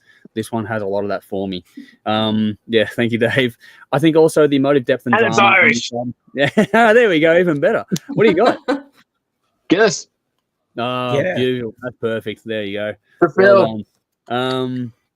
But yeah, like I said, the also the emotive depth and drama on this album was much more relatable for me as an individual too. So this one grabs me again for this band. I think it's a great listen from top to bottom. I think this is more like it, and still a softer listen overall, but it hits deeper for me personally. All that said, it's funny how I actually didn't pay attention to the play count, but I'm going to take Rosalie because it's that song that, even though it's a cover, it's one of those songs that if you're going to pick a song for me that makes you what you think of when you think of Thin Lizzy, it's one of those songs that immediately jumps to mind. That hook, the way the guitar flows, the riff against it, the way they did that song. Phil sounds fucking great on it too. It sounds like a Thin Lizzy song too, though. Like, you don't really think of it as a cover, even though it is. They took the song and really put their sound to it. And the way Phil delivers the hook, I think, is phenomenal. So for me, it's a song that just grabs my attention and keeps it, you know, for all the superlatives you can throw at it. But I loved it, so that's my pick of the bunch. I'm going to take that one off the board. I'm in two minds about it though, because I don't like albums that open or close with a cover. I'm it's the like same. A live set. They somehow made it work. But yeah, opening or closing an album with a song that's not yours just seems like a cheat. It does, but at the same time, they did such a good job. So it's like, I don't know what to. Yeah, I don't know, because I can hear it out of all the songs. I can hear plenty of them, but this is the one that jumps to my mind straight away. This is the one I can really hear. And it's not like it was their first album and they're trying to get a foot in the door with it. No, like it's their fifth album. Yeah. So so 5 albums in, they should be writing great songs. They are. They are. So nothing that gives them license. Open with so many other choices. Nothing wrong with doing the cover. Just put it at 3rd or 4th track in. This ties in, like, we'll discuss this off camera later on, but Jeff put a message to me about another game we can play later on, which we can tie all this together later on. But anyway, we'll keep moving for this and we'll chat off camera later. Jeff, your call next. Yeah, this album, by far, of all the ones that we've listened to in the battle, has been my favorite. I don't know what it is about this album, but I know there's some great stuff coming. But up to now, Fighting has just been like, wow, I really like it. So 2 songs stood out to me the most. Yeah. And I thought they would have both been taken by now. So now I'm like, what the fuck do I take? Yeah. So it is a problem, but it's a nice problem to have. There's 2 songs that just, they both speak to me in ways, and I get what Belle was saying about Spirit Flies Away. That's what's it's called. Spirit Flies Away. Slips away. Slips away. Sorry. Yeah. And I get that. That's an interesting song, but I there was something about that I thought was just a bit dark, but beautiful, but dark. Yeah. Look, I'm gonna against my better judgment, I'm gonna take the song that I think speaks to me the most, and that's the album closer, Ballad of a Hard Man. Oh, yeah, nice. That's my number 3. Yeah, good there song. you go. The other song that I was that's quite far down for me. Wild one, but hey, shows you again we are in a different headspace, all of us tonight, which is kind of like, I'm really curious about this week and how it's all going to play out. All right, Dave, you'll go first next week, but unfortunately get the last pick this week. How'd you go? Yeah, I got mirror thoughts from everybody here. What you said pretty much reflects the way I feel about this album. It is definitely their best album to date. With 1 album and 2 a cycle under their belt with this classic lineup, they're certainly working together. They got the best of what they can do, and everything is in place for masterpieces to come from this point. Definitely. Pretty much said most of my notes during the course of this conversation. I did, while looking over the track list, and I said this last time, because I had this thought, I remember I said it last time when we reviewed this, but the song Ballad of a Hard Man, why has that never been used to advertise Viagra? Yeah, I remember that. Great call. Yeah. Especially on Valentine's Day, Dave. It's like, there you go. If you're a bit older, we have older people watching. There's so many great songs left on this album. It's really hard to rate because there really isn't a bad song on here. In fact, this is one of the rare times that other band members have songwriting credits, like Silver Dollars by Brian Robertson. You can tell those lyrics aren't Phil's. They're a bit unusual for Phil. I should take Wild One because I love that song. I think it's a beautiful fucking ballad. Phil's vocals on that are fantastic. It's my number 10. Wow. Really? Wow. That was, it was Wild One or the ballad. That was my two. This is a good one. My list. Okay.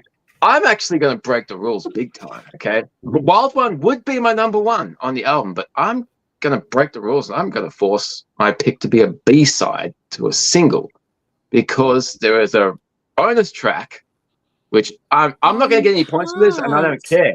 I don't care. I'm going to go half-cast. It's a B-side, bonus track, and you don't really get the really personal stuff from Phil about his race and his his upbringing, and it's an amazing song. It's not really it's different style for Thin Lizzy, but when I heard it on a box set compilation that I got many years ago, and that song I listened to that over and over. It's just very deeply personal for him, and he didn't really do that. So I'm going with half cast. Fuck it, I break the rules. Yeah, like you said, I can't guarantee how many points you're going to get. I'm getting no points. I don't care, but I can't not pick that song. It's fantastic because it speaks to you. That's good. Yeah, then that's as long as you can find a way to link it, man, I'll make it work. That's all. But no, this is a really interesting night overall. I keep saying it, but we're all fucking really different wavelengths, and it's gonna be. We've got a battle coming up, and I'm very curious. But it's one of those weeks. But so just to quickly recap here, Bell took Spirit Slips Away. I took Rosalie. Jeff has Ballad of the Hard Man, and Dave took the bonus B side, I guess, Half Cast, which is. Dave's right. It's a great song with a very important personal note to Phil in amongst it. But it's one of those ones where, okay, cool. We'll see how this plays out. But that's what we'll have for you all to vote on. We won't get you to vote on that. We'll get you to pick your top 3 tracks from the album as the week comes up. So follow us on TikTok and YouTube for that. What do we got here comments-wise? Michael's gone. Tassie Hatchet at it tonight. Hope Mr. Hatchet comes through for Valentine's or be all one shot next week. So we'll see. Good luck tomorrow, Bell, and good luck to Mr. Bell tomorrow as well. Because if it's I'm going to leave that alone. So many bad ways this can go. All right. On that note. And it's actually kind of fitting because we're renaming this segment and now for something completely different. And that is what we're going with here. We're ripping off Monty Python big time, and it doesn't matter. Because this is the segment of the show where, as we rotate through, someone gets to take over and play a little game with all of us here today. And this week it's Jeff's turn. So, Jeff, what have you got in store for us this week? Well, I'm not even going to tell you what I have in store for you. I'm just going to start with it, and you guys can guess. Okay. All right? So I'm going to say, here we go. Everyone ready? Yep. So, all right. Sammy Hagar was born October 13th, 1957. He's 67 and will be 70 in 2 years. True or false? Oh, okay. True. I'm saying true. I don't know. I'll just say false to be obtuse. Well, the answer is false. Sammy was actually born October 13th, 1947. He's 77 and he's going to be 80 in 2 years. Yeah, fucked. Is he that old? Yes, he is. Wow. So he's still rocking. Oh, there you go. Still rocking. Red Rock is still going. Fucking hell. Good job, Bell. Simon, I'm marking down. I keep track. Nice. All right. Thank you. Bell's on the board. Yeah. All right. Dave, you and I suck. Yeah, we do. Yeah, you guys suck. You're bottom dwellers. Yeah. What in?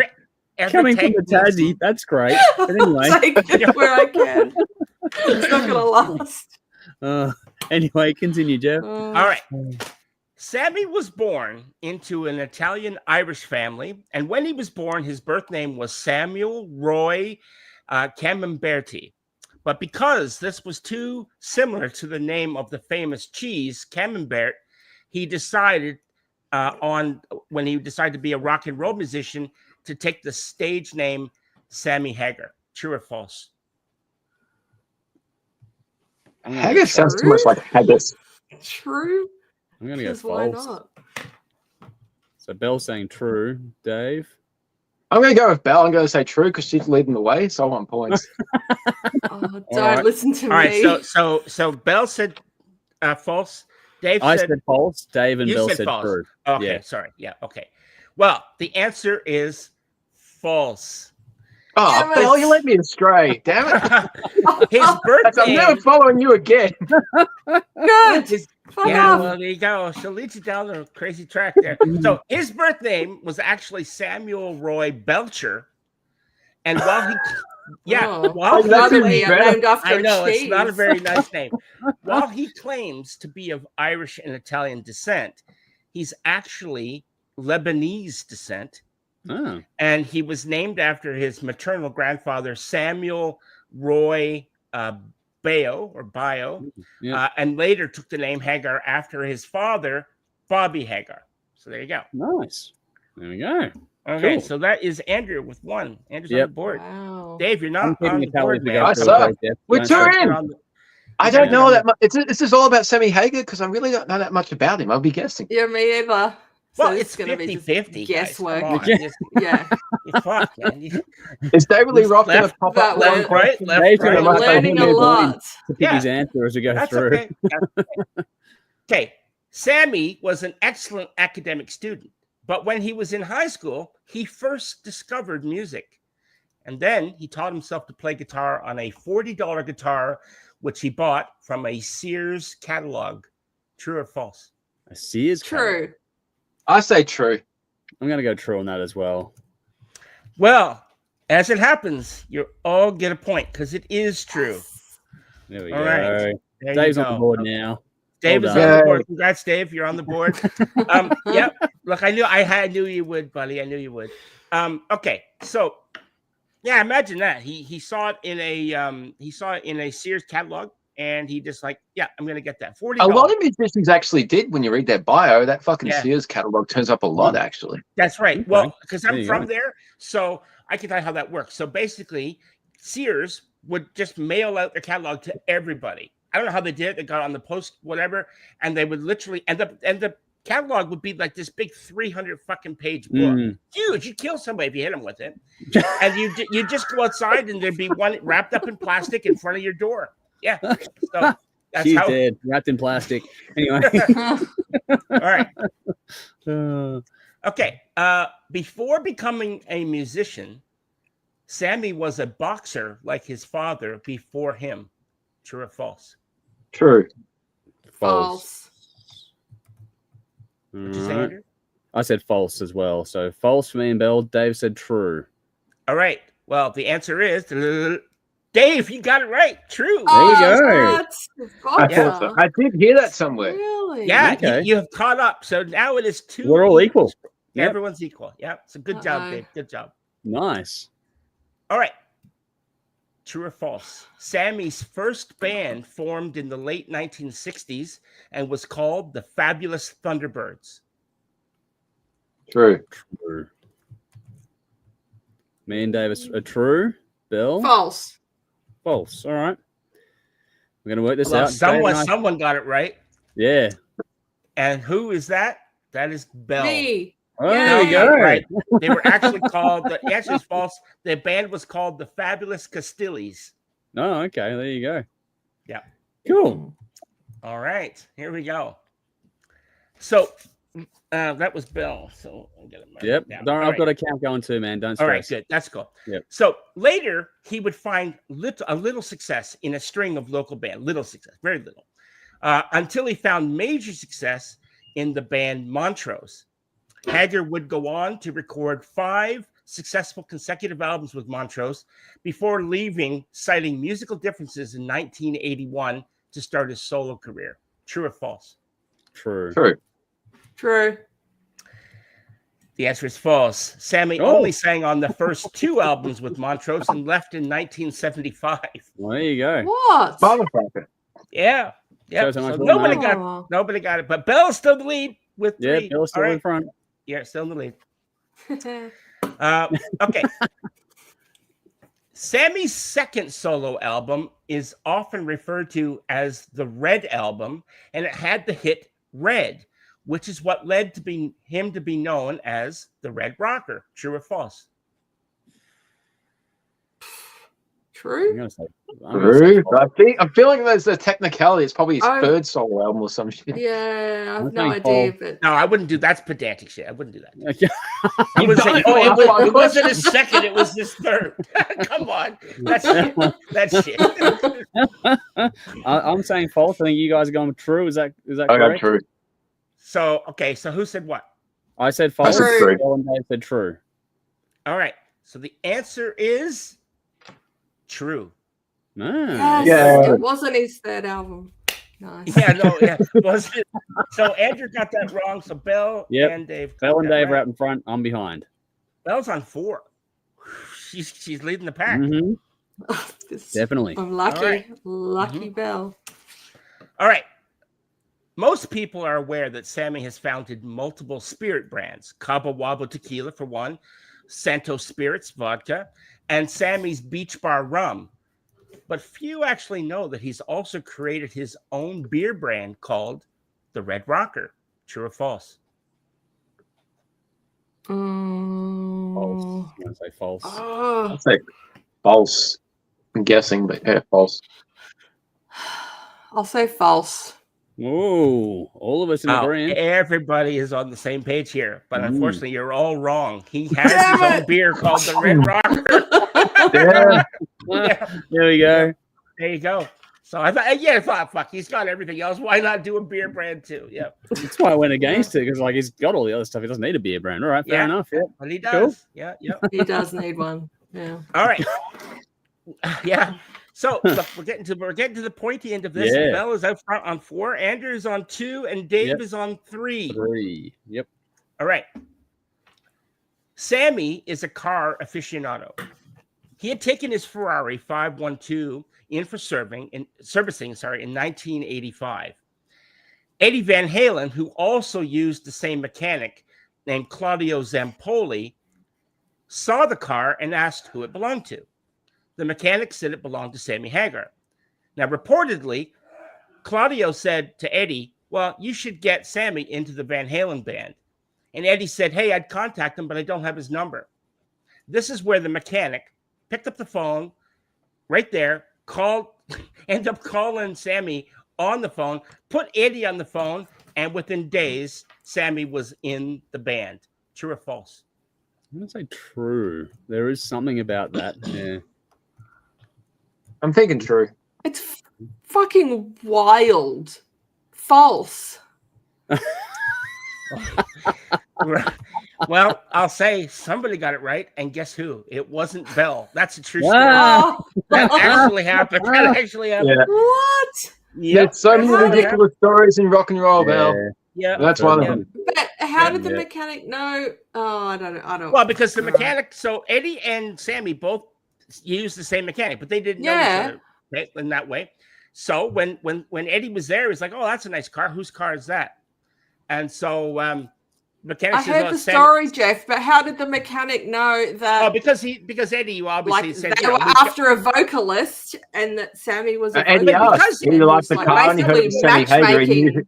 Yeah, I'm sure Eddie would have known who Sammy Hagar was, and he's just like, "Oh fuck, that's Sammy Hagar. Yeah. Give me this his number." isn't going to be a regular grease monkey either. This is going to be top end. No. Like, yeah, exactly. So weird. I know. Well, the plot thickens because where's Dave go? I don't know. The plot thickens. Hang on. Was that was the last question? I want more beer. Okay. No, the last, God. It's the same question. Okay. All right. I'm an alcoholic. What can I say? Yeah, that's okay. Next question. So the Van Halen brothers, Eddie and Alex, cite Montrose as a big influence on them musically. And they had actually considered asking Sammy to join the band in the late 1970s before the first Van Halen record came out. True or false? False. True.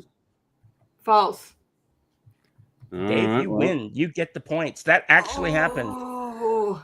Wow. That actually happened. I knew that. That's the only person I actually knew. Oh my God. Wow. I'm not going to know. Yeah. So that means Dave's out in front now, yeah? 1, 2. Dave is out Fucking in front. what? He's Yeah. come from behind. He's Yeah. on 5. Yeah, but Bill's on 4. that's cool Andrew's that on he 3. that's cool that he actually You knew an that answer. one, yeah. Wow. I knew yeah. one. I wasn't guessing. So I won with something I knew. I should celebrate with a beer. Enjoy it, Right. man. Well, this- Hang on a oh, minute. Are there more questions? There are more more questions. Now. There are more questions. Dave, come back. That's okay. I didn't we'll wait. win. Not Fuck, yet. how No, many it's questions are there? It's still For going. God's sake. I've got a couple more Calm questions. down. Not just hold your horses here. All right. I didn't win, damn it. Not yet. Not But yet. you are You out might front. But Belle could, if she gets the next, she could get this, baby. All right. I'm pretty much Sammy was in Van Halen for 11 years and recorded 4 studio albums with them. 3 of those albums went to #1 on the Billboard Hot 200. True or false? true. True. 200. False. Yeah. Billboard Hot 200. You're saying false? Yeah. The answer is, and this seals it, I think. Maybe not. Andrew and Dave, you're both wrong. The answer is false. Wow. All 4 of those albums went to #1. 5150, OU 812, For Unlawful Carnal Knowledge, which is Fuck and Balance. All 4 of them went #1. on the Okay. Billboard Top Wow. 100. Wow. Balance I went just to thought there you all go. 4 would have got in the 200, but fucking hell. All right, so One. Bell's on 4. No, 5. Bell's on Bell's on 5. five, Dave's Dave's on on 5. And Yeah, and Andrew I'm out. is on 3. done. And there's That only one's one something question #1. left. Wow. There's only one question left. A tiebreaker. Here we This go. is the tiebreaker. It's so on. potentially, yep, this is it. Mm. Sammy donates money to a food bank in every city that he plays in the U.S. True or false? Every True. city. I'll say true. Oh. Well, I could say true just to be a dick, but I'll say false. Okay. All right. So the answer is Hope I'm wrong though. true. He does. Oh, that's so sweet. He's a good That's bloke. actually a good way to lose. What a Like, to be dude. honest, like, if that's He- the tiebreaker. That's a good way to lose. Yeah. Yeah. Yeah. So Dave, you win on 6, Yeah. my All friend. right. Fuck me. Bill You on gotta 5, celebrate him now. Andrew on 4. Yeah. Yeah, I sucked. Well, those 2 are actually new. Are there those you numbers go. correct? Did you were keeping track as well? Are those Yeah, correct Dave numbers? Dave Yeah. won by 1, Bell was second. I got like 3, I think it was in the end. So Oh. I was, You got uh, 4. Now I am going to celebrate with a beer. okay, good. Oh, Yeah. well done, All right, so Dave. there you go. That's my true and false. That was Nice, cool. man. I learned so Cool. much about Sammy Hagar because I knew He's none a of cool that. dude. He's a very Yeah. Whoa. Bye, Uh-oh. Jeff. Okay, he's obviously having some connection. Well, that's all we issues. needed to know. All of that, and he's a cool dude. Oh yeah, What and more the can you say, donation right? stuff at the end is right. Jeff's jumping back in. Don't worry, be here in a love second. that. But it's like, dude. He's, hey, I hit when I closed something. I hit something by accident. at least it was your error. I'm this not time. even drinking. Yeah. So yeah, Dave wins. Wow. There we go.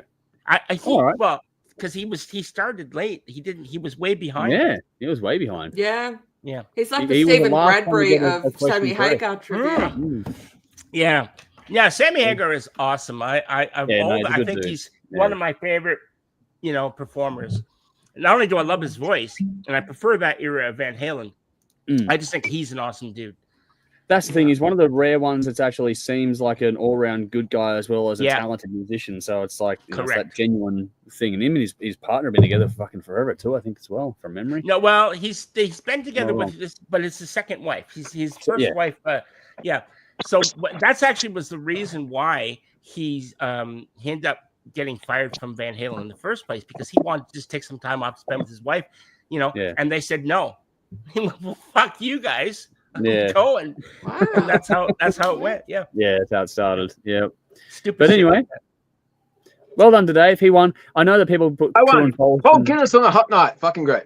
You There did you well. go. You come from way Michael, behind. Michael was having guesses, and so was PJR. Good to see you, PJR. Good to see you. He's gone. He's gone. He's Okay. gone. Damn it, You and lost. things like that. So unfortunately, when we're doing things like this, it's you'd have to put like you'd have to put like a number and then your answer because you're going true and false, which is fun. I love seeing all the comments come through, but I have no way of recalling who said what. What question was so what Nicole's answer? gone true, and it's like, okay, I don't know what's going on.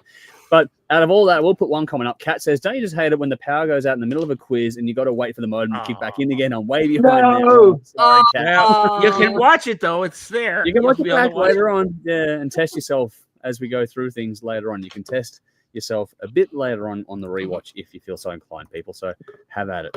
Alrighty. There is one more event to go through tonight, and so I'm going to put a couple of reference tracks in the chat now. You can check them out in the description box as well. So you've got, for references here, you have Lostboys Crying Out and Tuomas Holopainen with A Lifetime of Adventure. Those are your two reference tracks to go through here. What? I did the wrong. Oh my What? god! No, I'm just kidding. Say that. You can't have done the wrong fucking thing. No, There was I know. Like, don't tell me you got the. Anyway, this is round 4 of King of the Riff, the one album wonder edition. So we've gone through, and between us and the audience, we've picked out some albums that fit into the theme of releasing one studio album only, forgetting live and compilation, that kind of nonsense. Just one studio album. Bands that have done that, and then we're going to put them head to head and see what the hell goes on. Now, this week has already proven me interesting because we've proven that we're all in very different headspaces, which is fitting because these are two exceptionally different albums. We have Lostboys with Lost and Found from 1990 going up against Tuomas Holopainen, The Life and Times of Scrooge from 2014. Never did I think we'd be talking about that on this thing, where it's an album based on the story of Scrooge McDuck, but here we are. So this is the battle for this week. Two extremely different albums, like I was saying. It's going to be very interesting to see how this goes. We know the rules. Get in the comments and let us know your thoughts, folks, as we go through here. And don't forget also to let us know your favourite songs to play this time of year, which is Valentine's Day, be it serious or stupid. Get in the comments, let us know. But now it's time for the final battle of the evening. And Jeff, we're going to throw to you first because we know you did it right, the right one. So you can take all your fucking shenanigans and get on with it. I did. Sorry. All right. So I listened to these, and I certainly did, and I had an opinion. So my opinion is the fucking hack Randy O from Odin, who's the singer from this fucking band. Oh, here we Sounds like he got his fucking nuts caught in a vice. I'm sorry, he can't fucking sing. Oh wow. Fuck, he's terrible. Well, you voting for Lost I'm Boys? listening to it because I had no idea. I'm listening to it. I'm like, I know those nuts, and I'm not sure you want to admit to that on air, man. Well done. No. What I'm saying is, I knew that. I'm using that. I'm gonna use that. I know those nuts. I'm sure you are. I forgot you recording everything. Yeah. I listened to this and I'm like, oh my god, is that? Nobody else sounds like bad. Like Tom Kiefer from Cinderella's got kind of similar, but way much more talented. And there's some songs on here. I don't hate doing I'm not doing a hate review, but this is fucking shit. I'm sorry. Give me fucking Scrooge McDuck any day of the week. It just that album fucking is amazing in itself. I'm like, holy shit. Who were all the different singers, Dave? Because you would know. The female singer is Mrs. Holopainen, his wife. Yeah, his wife. There's only one singer, one female singer. I thought, oh wow. Yeah, she does all the backup vocals and the one lead, and the male vocal is the dude from Sonata Arctica. Yeah. Okay. Is there another? Is there one narration and one male vocalist? Is it? There's one narration. I think the Sonata Arctica is the narration. I'm not sure who the male vocalist is, though. Yeah. Well, I was very impressed with this. Very, very. And Troy Knockley's on there as well for the Ilian Pipes. Yeah. I was listening to it and I'm like, oh wow, I don't know who's singing, but I thought maybe that it was somebody from like Nightwish or something had come in, because there was a couple times when listening, I'm like, is that fucking it was Annette era, and it's similar to it's like a similar it's of all the I thought maybe it was, but I thought no, it's after Imaginarium, but before Floor joined the band. Yeah, she got there was a lot of I know that when she was like let go, there was not a lot of love lost between them. So I thought this is really weird. Like, but I enjoyed it thoroughly. Compared to fucking Lost Boys, it can stay fucking lost. I'm sorry, that's fucking shit. I think we're all gonna say that fucking line. Oh wow, this is gonna be an interesting night. Anyway, that's my review. I'm gonna give the Scrooge McDuck, or whatever you want to call it. I'm gonna give that 9. I thought that was exceptionally well done. I really liked it. It was emotive, and it just carried me away. And I was like, anywhere from that fucking shit over here, just anywhere. Sorry, but I couldn't. Because I said previously on a stream before, Dave and I were talking about the right, what's it, Western civilization, rise and fall, whatever. Decline of Western civilization part 2. That's right, Decline of the Western civilization part 2. And of course, Odin is on there. And I said that guy fucked. He can't sing with shit. And he proved it in the solo fucking thing. He can't sing. He still can't sing. So, yeah. Music, though, I'll give them to the musicians that he had playing were good. And I did read something, and because I had to look it up. Like, is this the same guy? Because surely you can't have 2 people singing the same. Like, yeah, it is. Jeff Duncan, I think he had something to do with this. And Jeff Duncan, of course, is from Armored Saint. And he was in Odin as well. Yeah. So, but yeah, hey. You go as far away from that other guy as possible. Give all my votes to Marco or Thomas. Sorry, Thomas. This was not even close. Not even in the same fucking ballpark. Okay. Anyway, that's my review. Cool. Shots fired. One off. Dave, you're next. All right, Lost Boys. Okay, I'll try to do this with a straight pace. Look, it really depends on what you want from an album. If you want music that isn't painful to listen to, this isn't the album for you. If you want something to laugh at, you can't go past this. This is just bad. It starts off with competent but average songs and quickly goes from bad to worse. I wish these boys had stayed lost. Some of the albums on this list, I wish weren't one-offs. I wish this one was a never was. So many times while listening to this, I had to ask, what the fuck is this guy doing with his voice? What the fuck? He sounds like Dr. Teeth from the Muppet Band.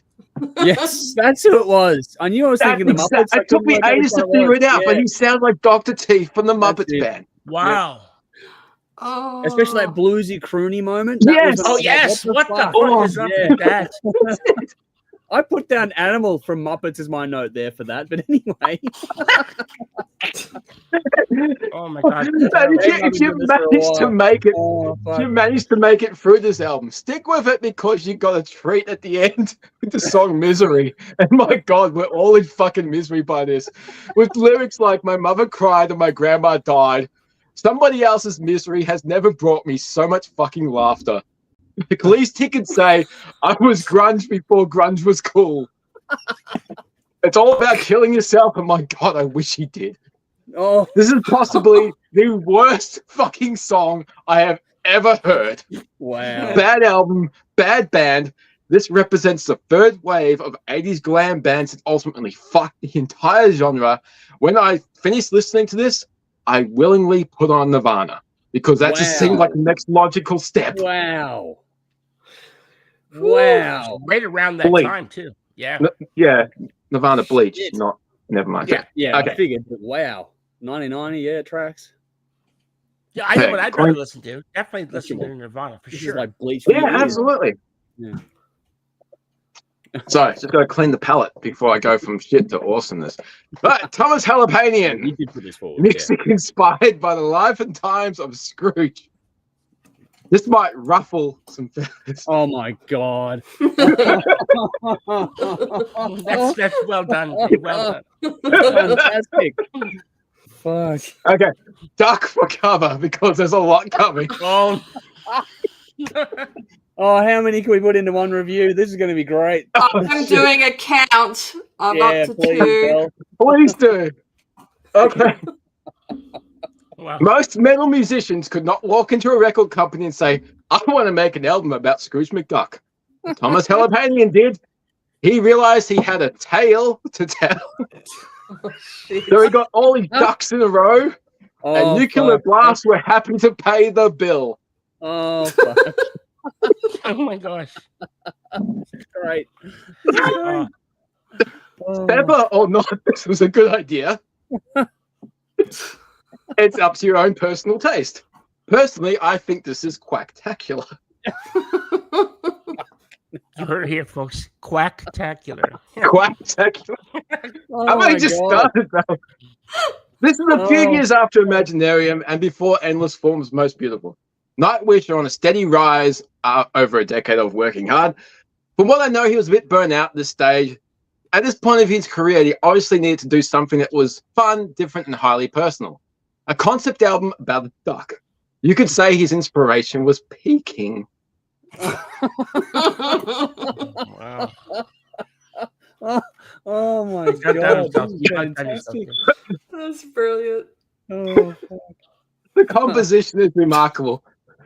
There's little lyrics, so effectively he's telling a story through just music, conveying the highs and lows you get through dramatic storytelling, different moods, different emotions, anticipation and suspense. It flows by, and it's often a case of what'll happen next. Oh my It God. gets better. Oh wow. Songs like Dreamtime, it's so hypnotic. There's a subtle build, great use of space in the composition. Pausing for that slight moment helps bring a dramatic impact. Cold Heart of Clodalike, that's a highlight of the album for me. I would love to hear this as a Nightwish song. If you add the guitars and the drums, it would go off like a firecracker.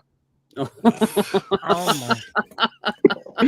There's so much in this song, from calm to threatening, excited to uncertainty, to finding inner strength to take the next step. This just gives me goosebumps. Troy Donockley is in this album as well, as is his future wife.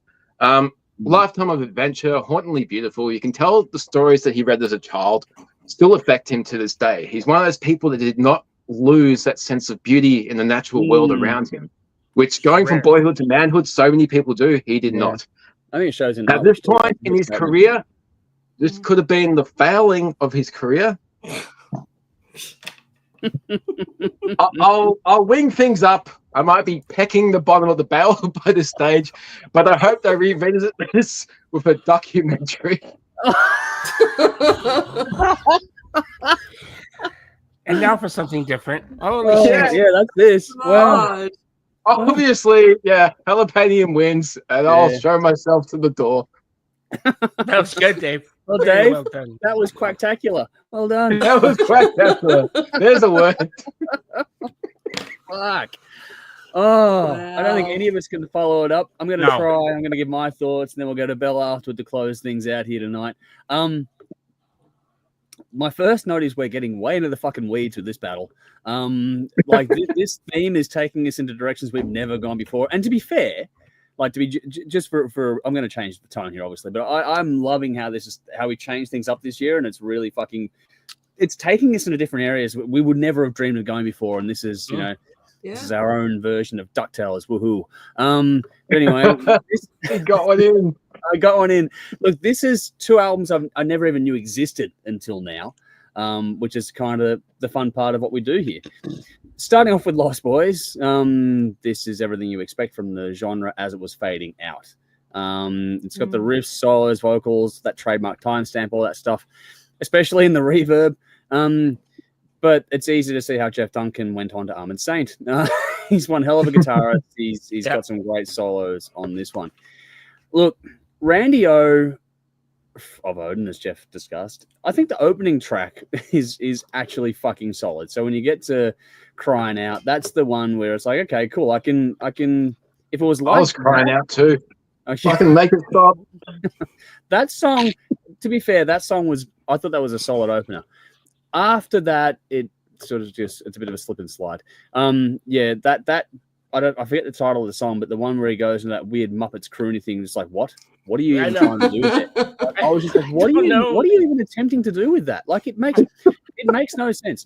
The guy vocally, if he's going for it, has something. When he's trying to I don't know if that's his version of dialing it back or what, but no, there's no control, not enough control. He gets pitchy, and his tone sucks.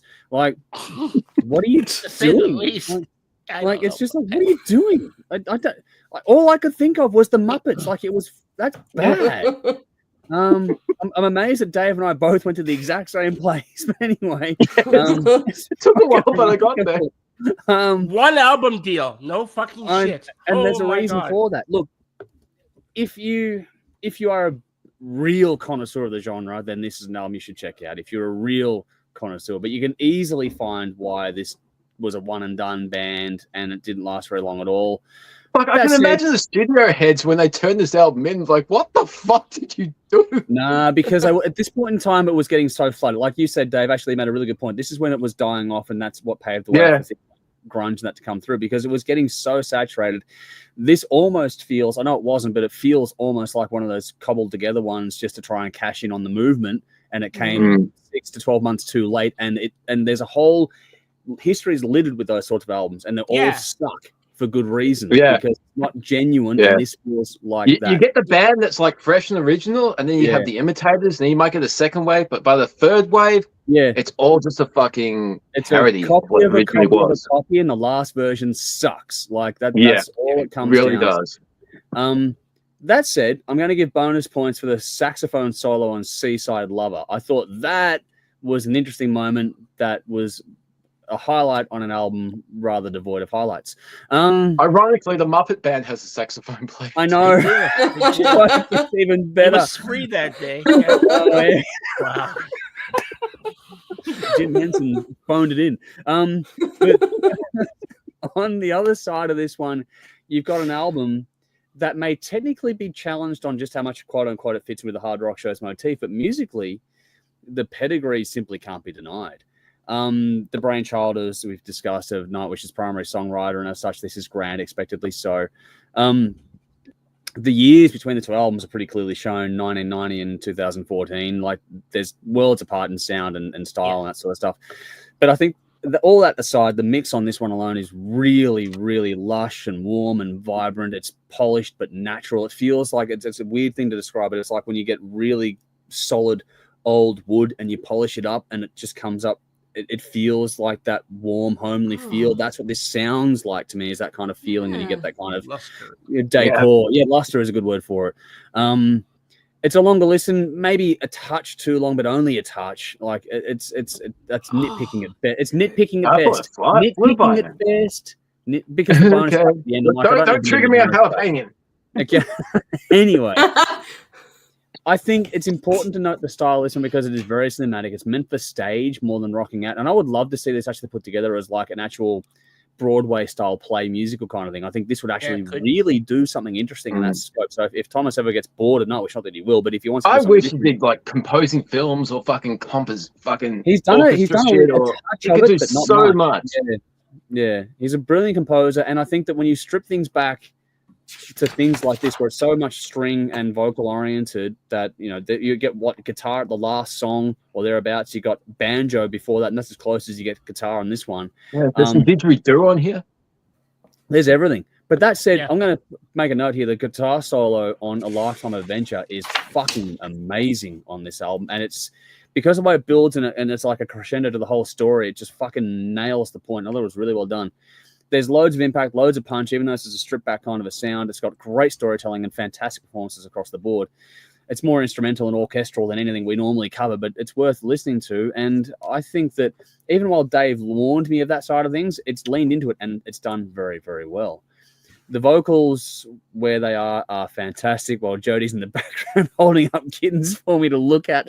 So Belle's getting jealous now. I was like, oh my God, bring the kittens in. You may as well come in, babe. But anyway, I could say something, but I'm going to bite my tongue. Okay, yes, Dave. You're on it. You're on a roll anyway. Look, this has great composition, great use of space, great dynamics on there as well. For an orchestral album, it's incredibly well done. Here we go. There's the now you got to find Jelly. Okay, we'll make sure Caesar hasn't eaten it. Hello. Hello. Hello, Yes. There we go. So, look, as interesting as a battle as this is, I think this is going to come down to pretty obvious direction for me.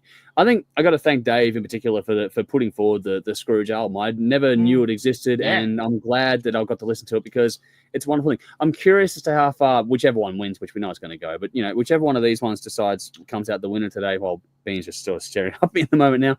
I'm I'm not sure how far I go because there's some heavy hitters coming up, but this is a really good album. And no matter what happens from here, I'm really grateful I got to listen to it. So thank you for that. That was the idea. Just get people to hear this fucking album because it got overlooked when it got released. Yeah, and I'm glad you did. Genuinely, I'm glad because this for me is a really solid album that I think is worth listening to. And despite the genre bend, I know that some people mentioned in the comments in the battle that when we asked the audience that, you know, because it's the hard rock show, we should go for Lostboys. And I'm like, no, I'm going to go for the better executed album.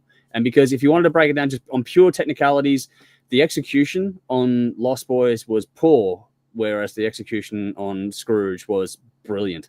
And if for nothing else alone, I've done that before, I'll do it again here. I'm going to go with the technically more proficient, the technically excellent album. And despite my personal feelings, I love it to bits. I think it's fantastic. But just if you wanted to get technical on things, the execution on one was far better than the other one. And for that alone, it deserved to win, let alone how good the album is. I think the other jelly's in here somewhere, so we'll... but anyway, obviously my winner is Tuomas Holopainen as well. So it's 3-0. And Belle, you're going to close out here to tell us if it's a sweep or not while I change over the cats. Hello, here's the other one. You're like twins. Here's Jelly. Stop. You're just giving There we go. Jelly. Oh, my God. That's awesome. Gorgeous. They are so Belle's going cute. Lost Boys, aren't you? You're sitting there thieving going, how can you say that about Lost Boys? No, I was like, should I make a run for the bathroom now, or should I just hang in there? I'll hang in there. Yeah. Sorry. All right. That's okay. Let's hear it. I am equally distracted by cats. Well done. Well, we pre-stream we were talking wax, so why not? Yeah, well, it is. Well, there's a whole theme if we go there. But anyway, Belle, you have the floor. Let's go Come Siamese. full circle. I don't think. I mean, so everyone's voted for the Holopainen album. The three of us. So it doesn't. It's like a done deal It's then. moot point at this point. But we're going to find out if it's a sweep or not. We got to find out if it's a sweep. Is it a sweep? Mm. All right. How about which? Because I actually was not going to write anything about either. I was just going to go blah, but I ended up writing a lot more about the Holopainen album than I expected to. But what do you want to hear first? I don't really give a shit. There's no particular method behind my you're reviews. here, Belle. You lead the way. Yeah. And the other one's here too now. Oh, hello, Caesar. Pay attention to me. Lovely. Caesar. Hail, Caesar. Old menagerie going, man. the circus is here. Yeah, wait till the chickens get here. But anyway, and the goats. God. And we're talking about ducks. It's a fucking we are. Oh, I haven't got those yet. Could be on the agenda as well. I've had ducks, and they're anyway. Yeah, more painful. Yeah. I'll talk about music. Okay, so all right, I'll do the. I was about to say Nightwish album, but it's not a Nightwish album. It's a Tuomas Holopainen album. Yep. The Life and Times of Scrooge. So if you were to put this album on without telling me who the composer was, it'd probably only take me until about halfway through the first song to know who the composer was, because he's got his fingerprints all over it. It's very fucking obvious. And like everything this man does, this album is filled to overflowing with his own heart and soul. It's dramatic, it's playful, it's exciting and surprising, it's heart-wrenchingly beautiful, and it's continuously engaging. I don't actually know the story behind the album. I've never read the graphic novels that this is inspired by, but listening to this has made me want to read them as soon as possible if I can get my hands on them. Because I'd really want to match. There might be, but it'd be good to know the story. But like you were saying that this would be good as a musical, but I reckon that this would play out perfectly as like a Fantasia style show, like a visual, like the story, like visually as a cartoon, I suppose. Well, speaking of Disney products, Yeah. Like, how good would that be? That's how I want to visualize this. You get a bit of a flow from the track titles as well, even though a lot of them are just instrumental. But the titles of the songs really help. But I don't know the story. But even just like listening to an audiobook, like you said, it'd be nice to know the story, and then as you listen to it, you can feel it as well as listen to it, because you know what he's getting at with the music. Performances across the board on this are brilliant, particularly that of the female singer and violinist as well. Johanna, I think is how her name is pronounced, who is also Thomas's wife. I don't know if they were already together when they recorded this album, but I have this fanciful idea or hope even that working on this album together was how they fell in love. I think it might have been because, it's before the Ori albums, and, you don't really hear anything about Thomas's personal life until a few years after that, like he was engaged and everything. So I think that this might actually be where they met. It'd be near the start anyway, Yeah. Wow. I think. I know I did look it up, but yeah. Well, that would be amazing, because I think it'd be. I mean, how could you not fall in love with each other on something like this? I mean, she's just singing and playing so beautifully, and he's just like, you'd be in awe of him. So, and her vocals fit his composition and his keyboard stuff perfectly. Yeah. Well, they got together in 2009, so I'm going to burst your bubble there, Bill. I'm sorry. 5 years. Damn. It sounds fresh. Yeah. Well, the chemistry is undeniable, isn't it? Like, all this aside, yeah, absolutely, yeah. I mean, you can hear that in their Ori projects. Yeah, those albums are amazing. I'm curious to hear this new one that's coming out this year. It's coming out this year. I'm very excited this year. That. Yeah. and Troy Denockley kind of feels like a third wheel, but he's like, hi guys, I got my pipe. I know. I get that awkwardness, but it doesn't. I don't know. Oh, Dave, what you the fuck is wrong with you? Yeah, he never ended up being a singer for the night with. Troy's like, I'll blow into this pipe while Thomas you blow into. Dave, I'm trying to do a heartfelt review here. I'm sorry. I'm sorry with you. You're talking about a guy who was referencing DuckTales 10 minutes ago. I'm sorry. By the way, the count on that was 14 puns. I don't know. It was good. Well played, Dave. Well played. Yeah, more than we bargained for. That's for sure. Yeah, definitely. I don't know if Goosebumps was part of it, but maybe 14.5, because you threw Goosebumps in. I'm like, No, I don't think it wasn't intentional, but you can kind of duck buns. Half a point. Yeah. Where am I up to here? Okay. So, I always love hearing what Troy contributes to Nightwish, and obviously anything really. Listening to Thomas's music over the last couple of years has reinvigorated my quite dormant for a very long time love of classical music. Oh, wow. Cool. I'm going to get a bit corny when I say that he has taken me on a spiritual journey back to my roots as a classical pianist. And if anything, he's given me an even greater appreciation for it, because the way he writes and presents it is done in a way that's not stuffy and rigid, like it's contemporary. Yes. Yeah. So his take He's on been it called really a contemporary plays composer. He absolutely is. But you know what? I've heard a lot of contemporary classical music, and a lot of it's just shit, and it doesn't. It just follows on from what was done 100 years ago. But he brings it just modern.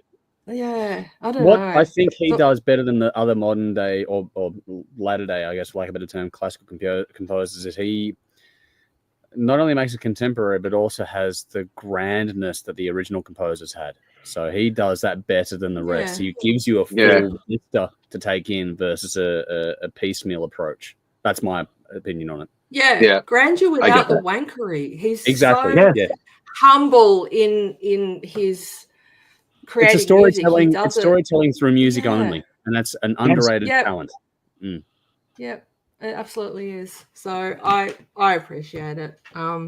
I don't know what else to say. I've only listened to it twice, but I have it now, and I can go back to it whenever I want because it's there. All right. Lost Boys. So Lost Boys. So musically, this was fine. Like, I feel like Thomas Yes, gave you Dave? something. Sorry, I feel like Thomas gave you something, and Lost Boys is taking something from you.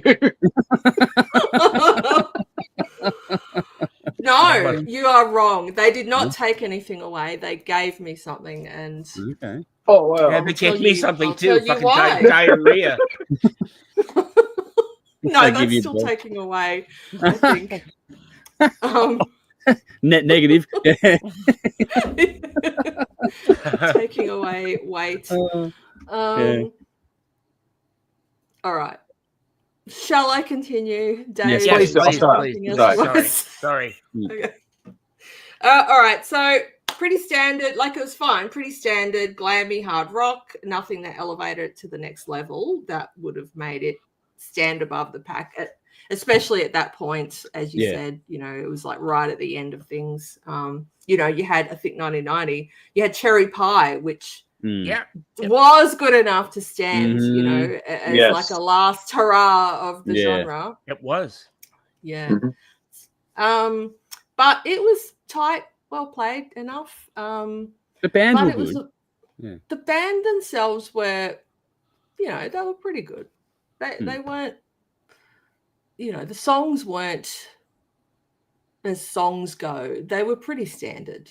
Like I think they, even if this was released in the fucking the midst of it in the heyday, I don't think this would have been one of those go-to albums that we all have. No. So even if it was released early, it wouldn't have cut through, I don't think. no, So, I just don't think it was good enough. It was passable. Paint by numbers at best. Yeah, that's a good way of putting it. Yeah. But it was the vocals that made this album worth listening to. Wow. Not because they were good, but because I was laughing my ass off the entire way through because they were fucking ridiculous. It was like, it was like listening to Donald Duck do a fucking album from one duck to another. The dude had serious delusions of grandeur. He's imitating every singer in that genre who had their own style, combining them and then delivering a vocal performance that sounded like a parody.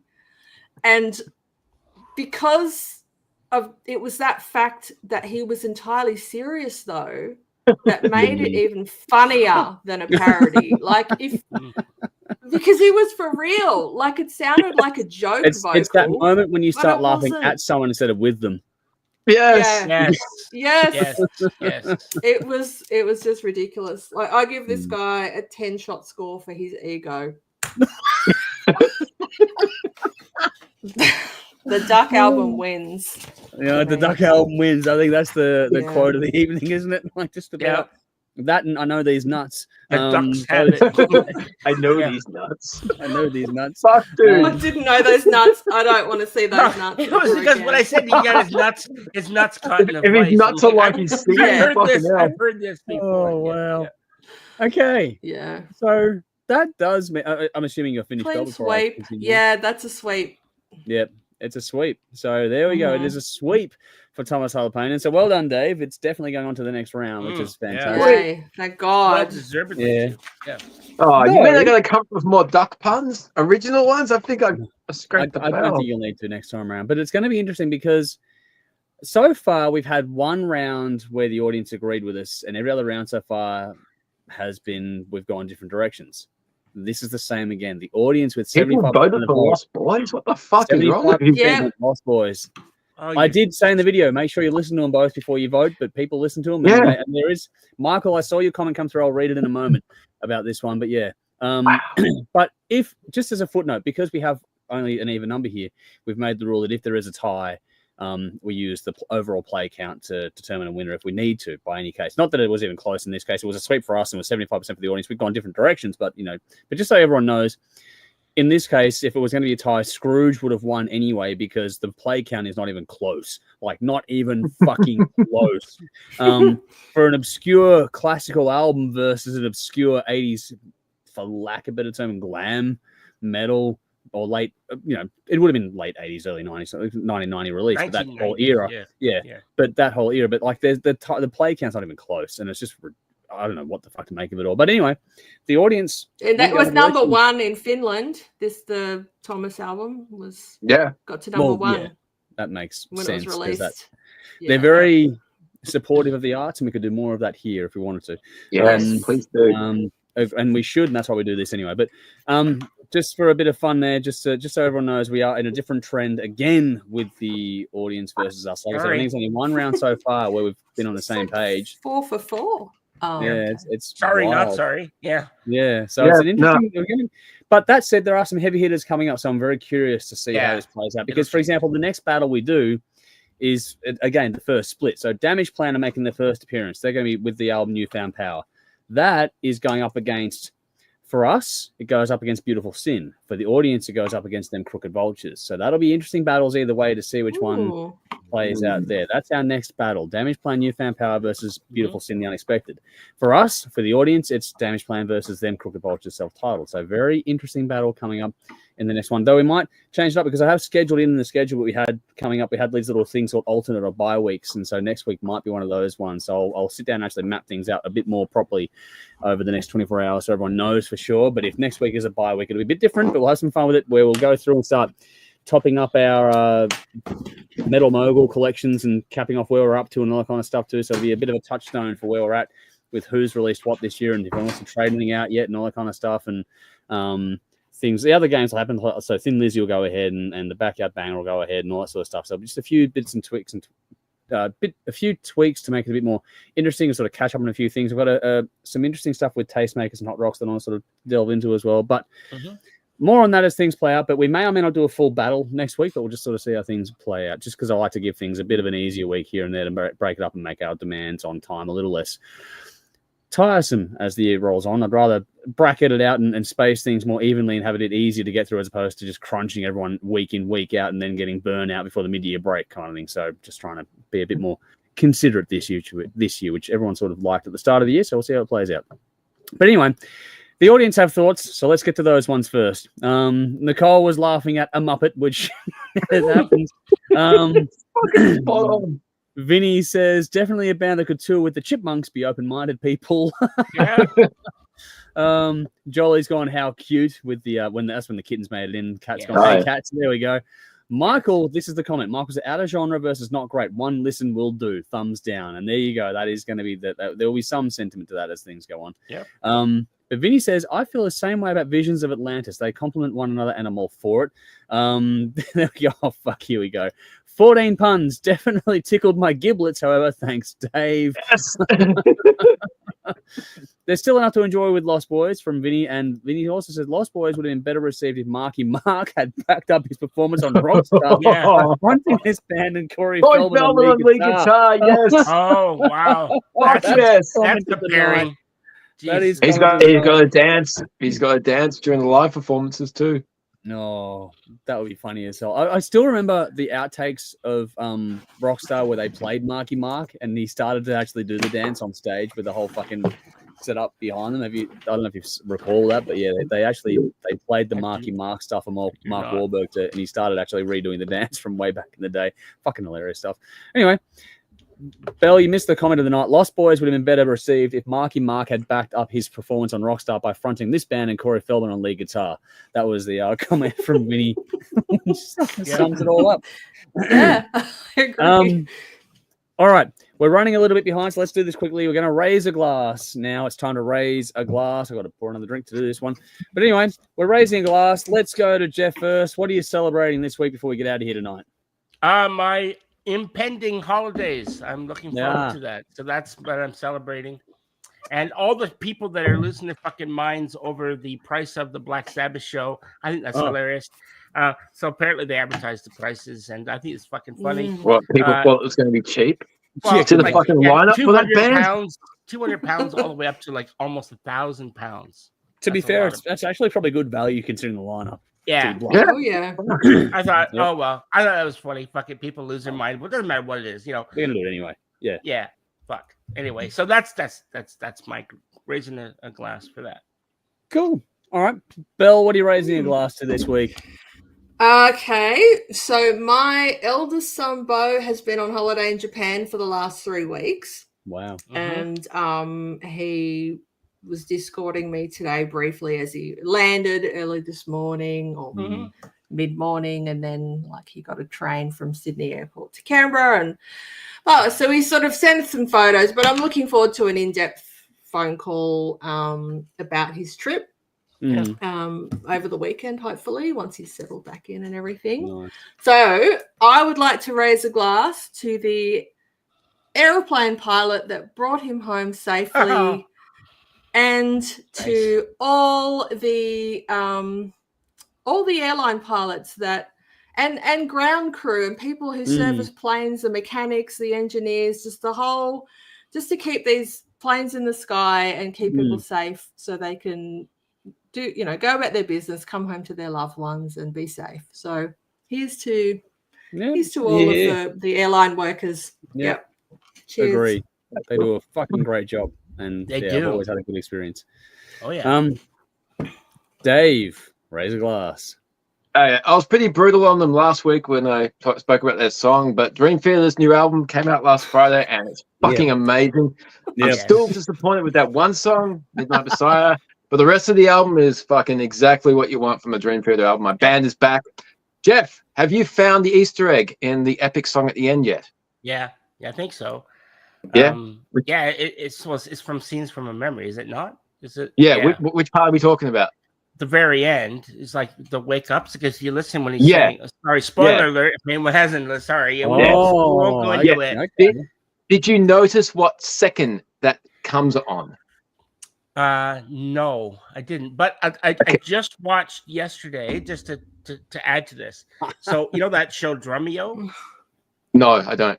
Okay, there's a great show. It's called Drumeo, Drumeo. It's on YouTube, and it's awesome. So Portnoy was on that, and he's playing drums live to all the songs, and you get to watch it.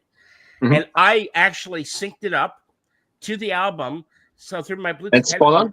It was right, perfect. Wow. There was nothing. Nice. I was like, holy shit. Yeah. And he plays you get to hear him play Metropolis as well. Right. Wow. Oh, yeah, cool.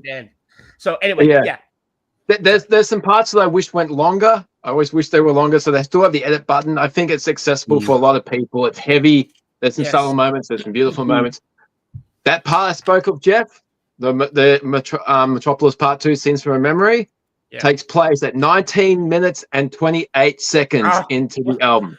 Brilliant. 1928, where Scenes from a Memory is based. So that's fucking clear. Portnoy is certainly back. So that's the glass of Dream Theater. That's the type of wankery I want. That clever shit. He talks about it. He goes into it. Yeah, so I definitely raise a glass to that. That was awesome. I love the album. I think my favorite, the last 2 songs. Wow. Okay. Yeah. I haven't heard it yet in full, so I'm going to go and check it out probably over the weekend if I can. Definitely. I've got to find that thing that Dave was telling me about the solo. It's really good. You got to find that solo, dude. I'm going to find that solo. All right. My razor glass is mundane, but still the same, still good. Just because of things like Shotgun Mistress landing the tour support for Winger coming up, but just already we're still not. We're like 6 weeks or so into the year. 8 weeks, I think it is. But just how much Aussie music, be it Carly Jewel touring Japan or Shotgun Mistress supporting Winger or the singles, the albums. System Dollar going to the UK and the US. They got tours lined up. But releasing their best work yet, as far as I'm concerned. And some of the bands like Carmeria have released stuff. There's so much already happening this year. So I'm going to raise a glass already in mid-Feb to Australian music and just how well it's going in 2025. Because I'm impressed. And this could be a fucking banner year, so I'm all for it. And if this is just the beginning, then fucking bring it on. This is going to be a good year. So I'm raising a glass to Aussie talent because fuck yeah, we deserve to do so. Absolutely. Let's go comments here. Vinny says, I like to raise a glass to those who are genuinely looking forward to Valentine's Day, especially my gay dyslexic mate who's particularly excited about Vaseline Day. Nice one. Oh, wow. Good on you, Vinny. Good on you. Hang on. Classic Vinny. He's got a follow-up. I'm spending Valentine's Day sitting outside restaurants shouting at random couples. Well, you moved on quickly, didn't you?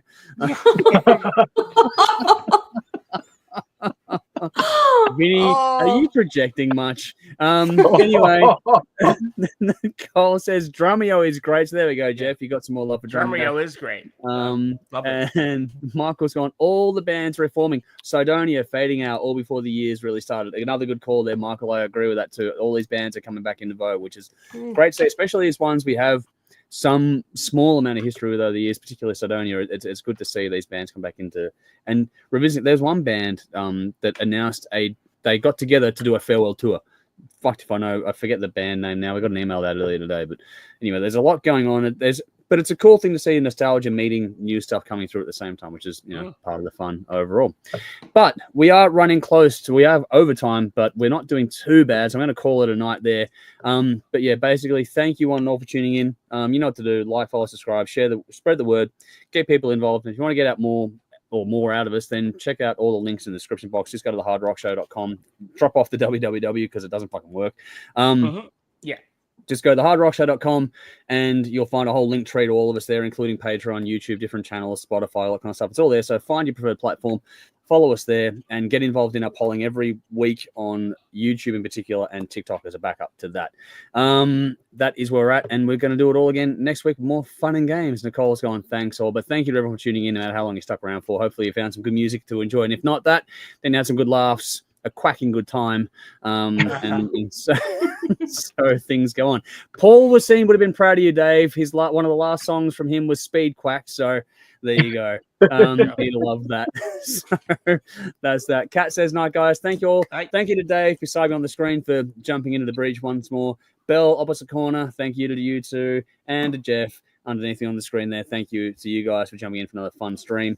We'll see you all again, same time, place next week. Until then, I'm Andrew, and you know what to do, folks. As always, drink up, rock on. Whack on.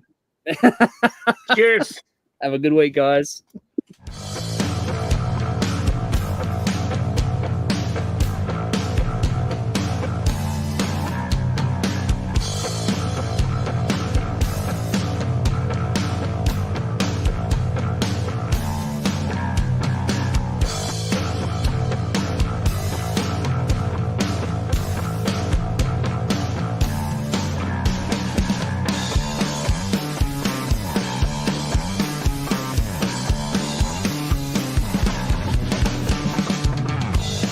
Speak.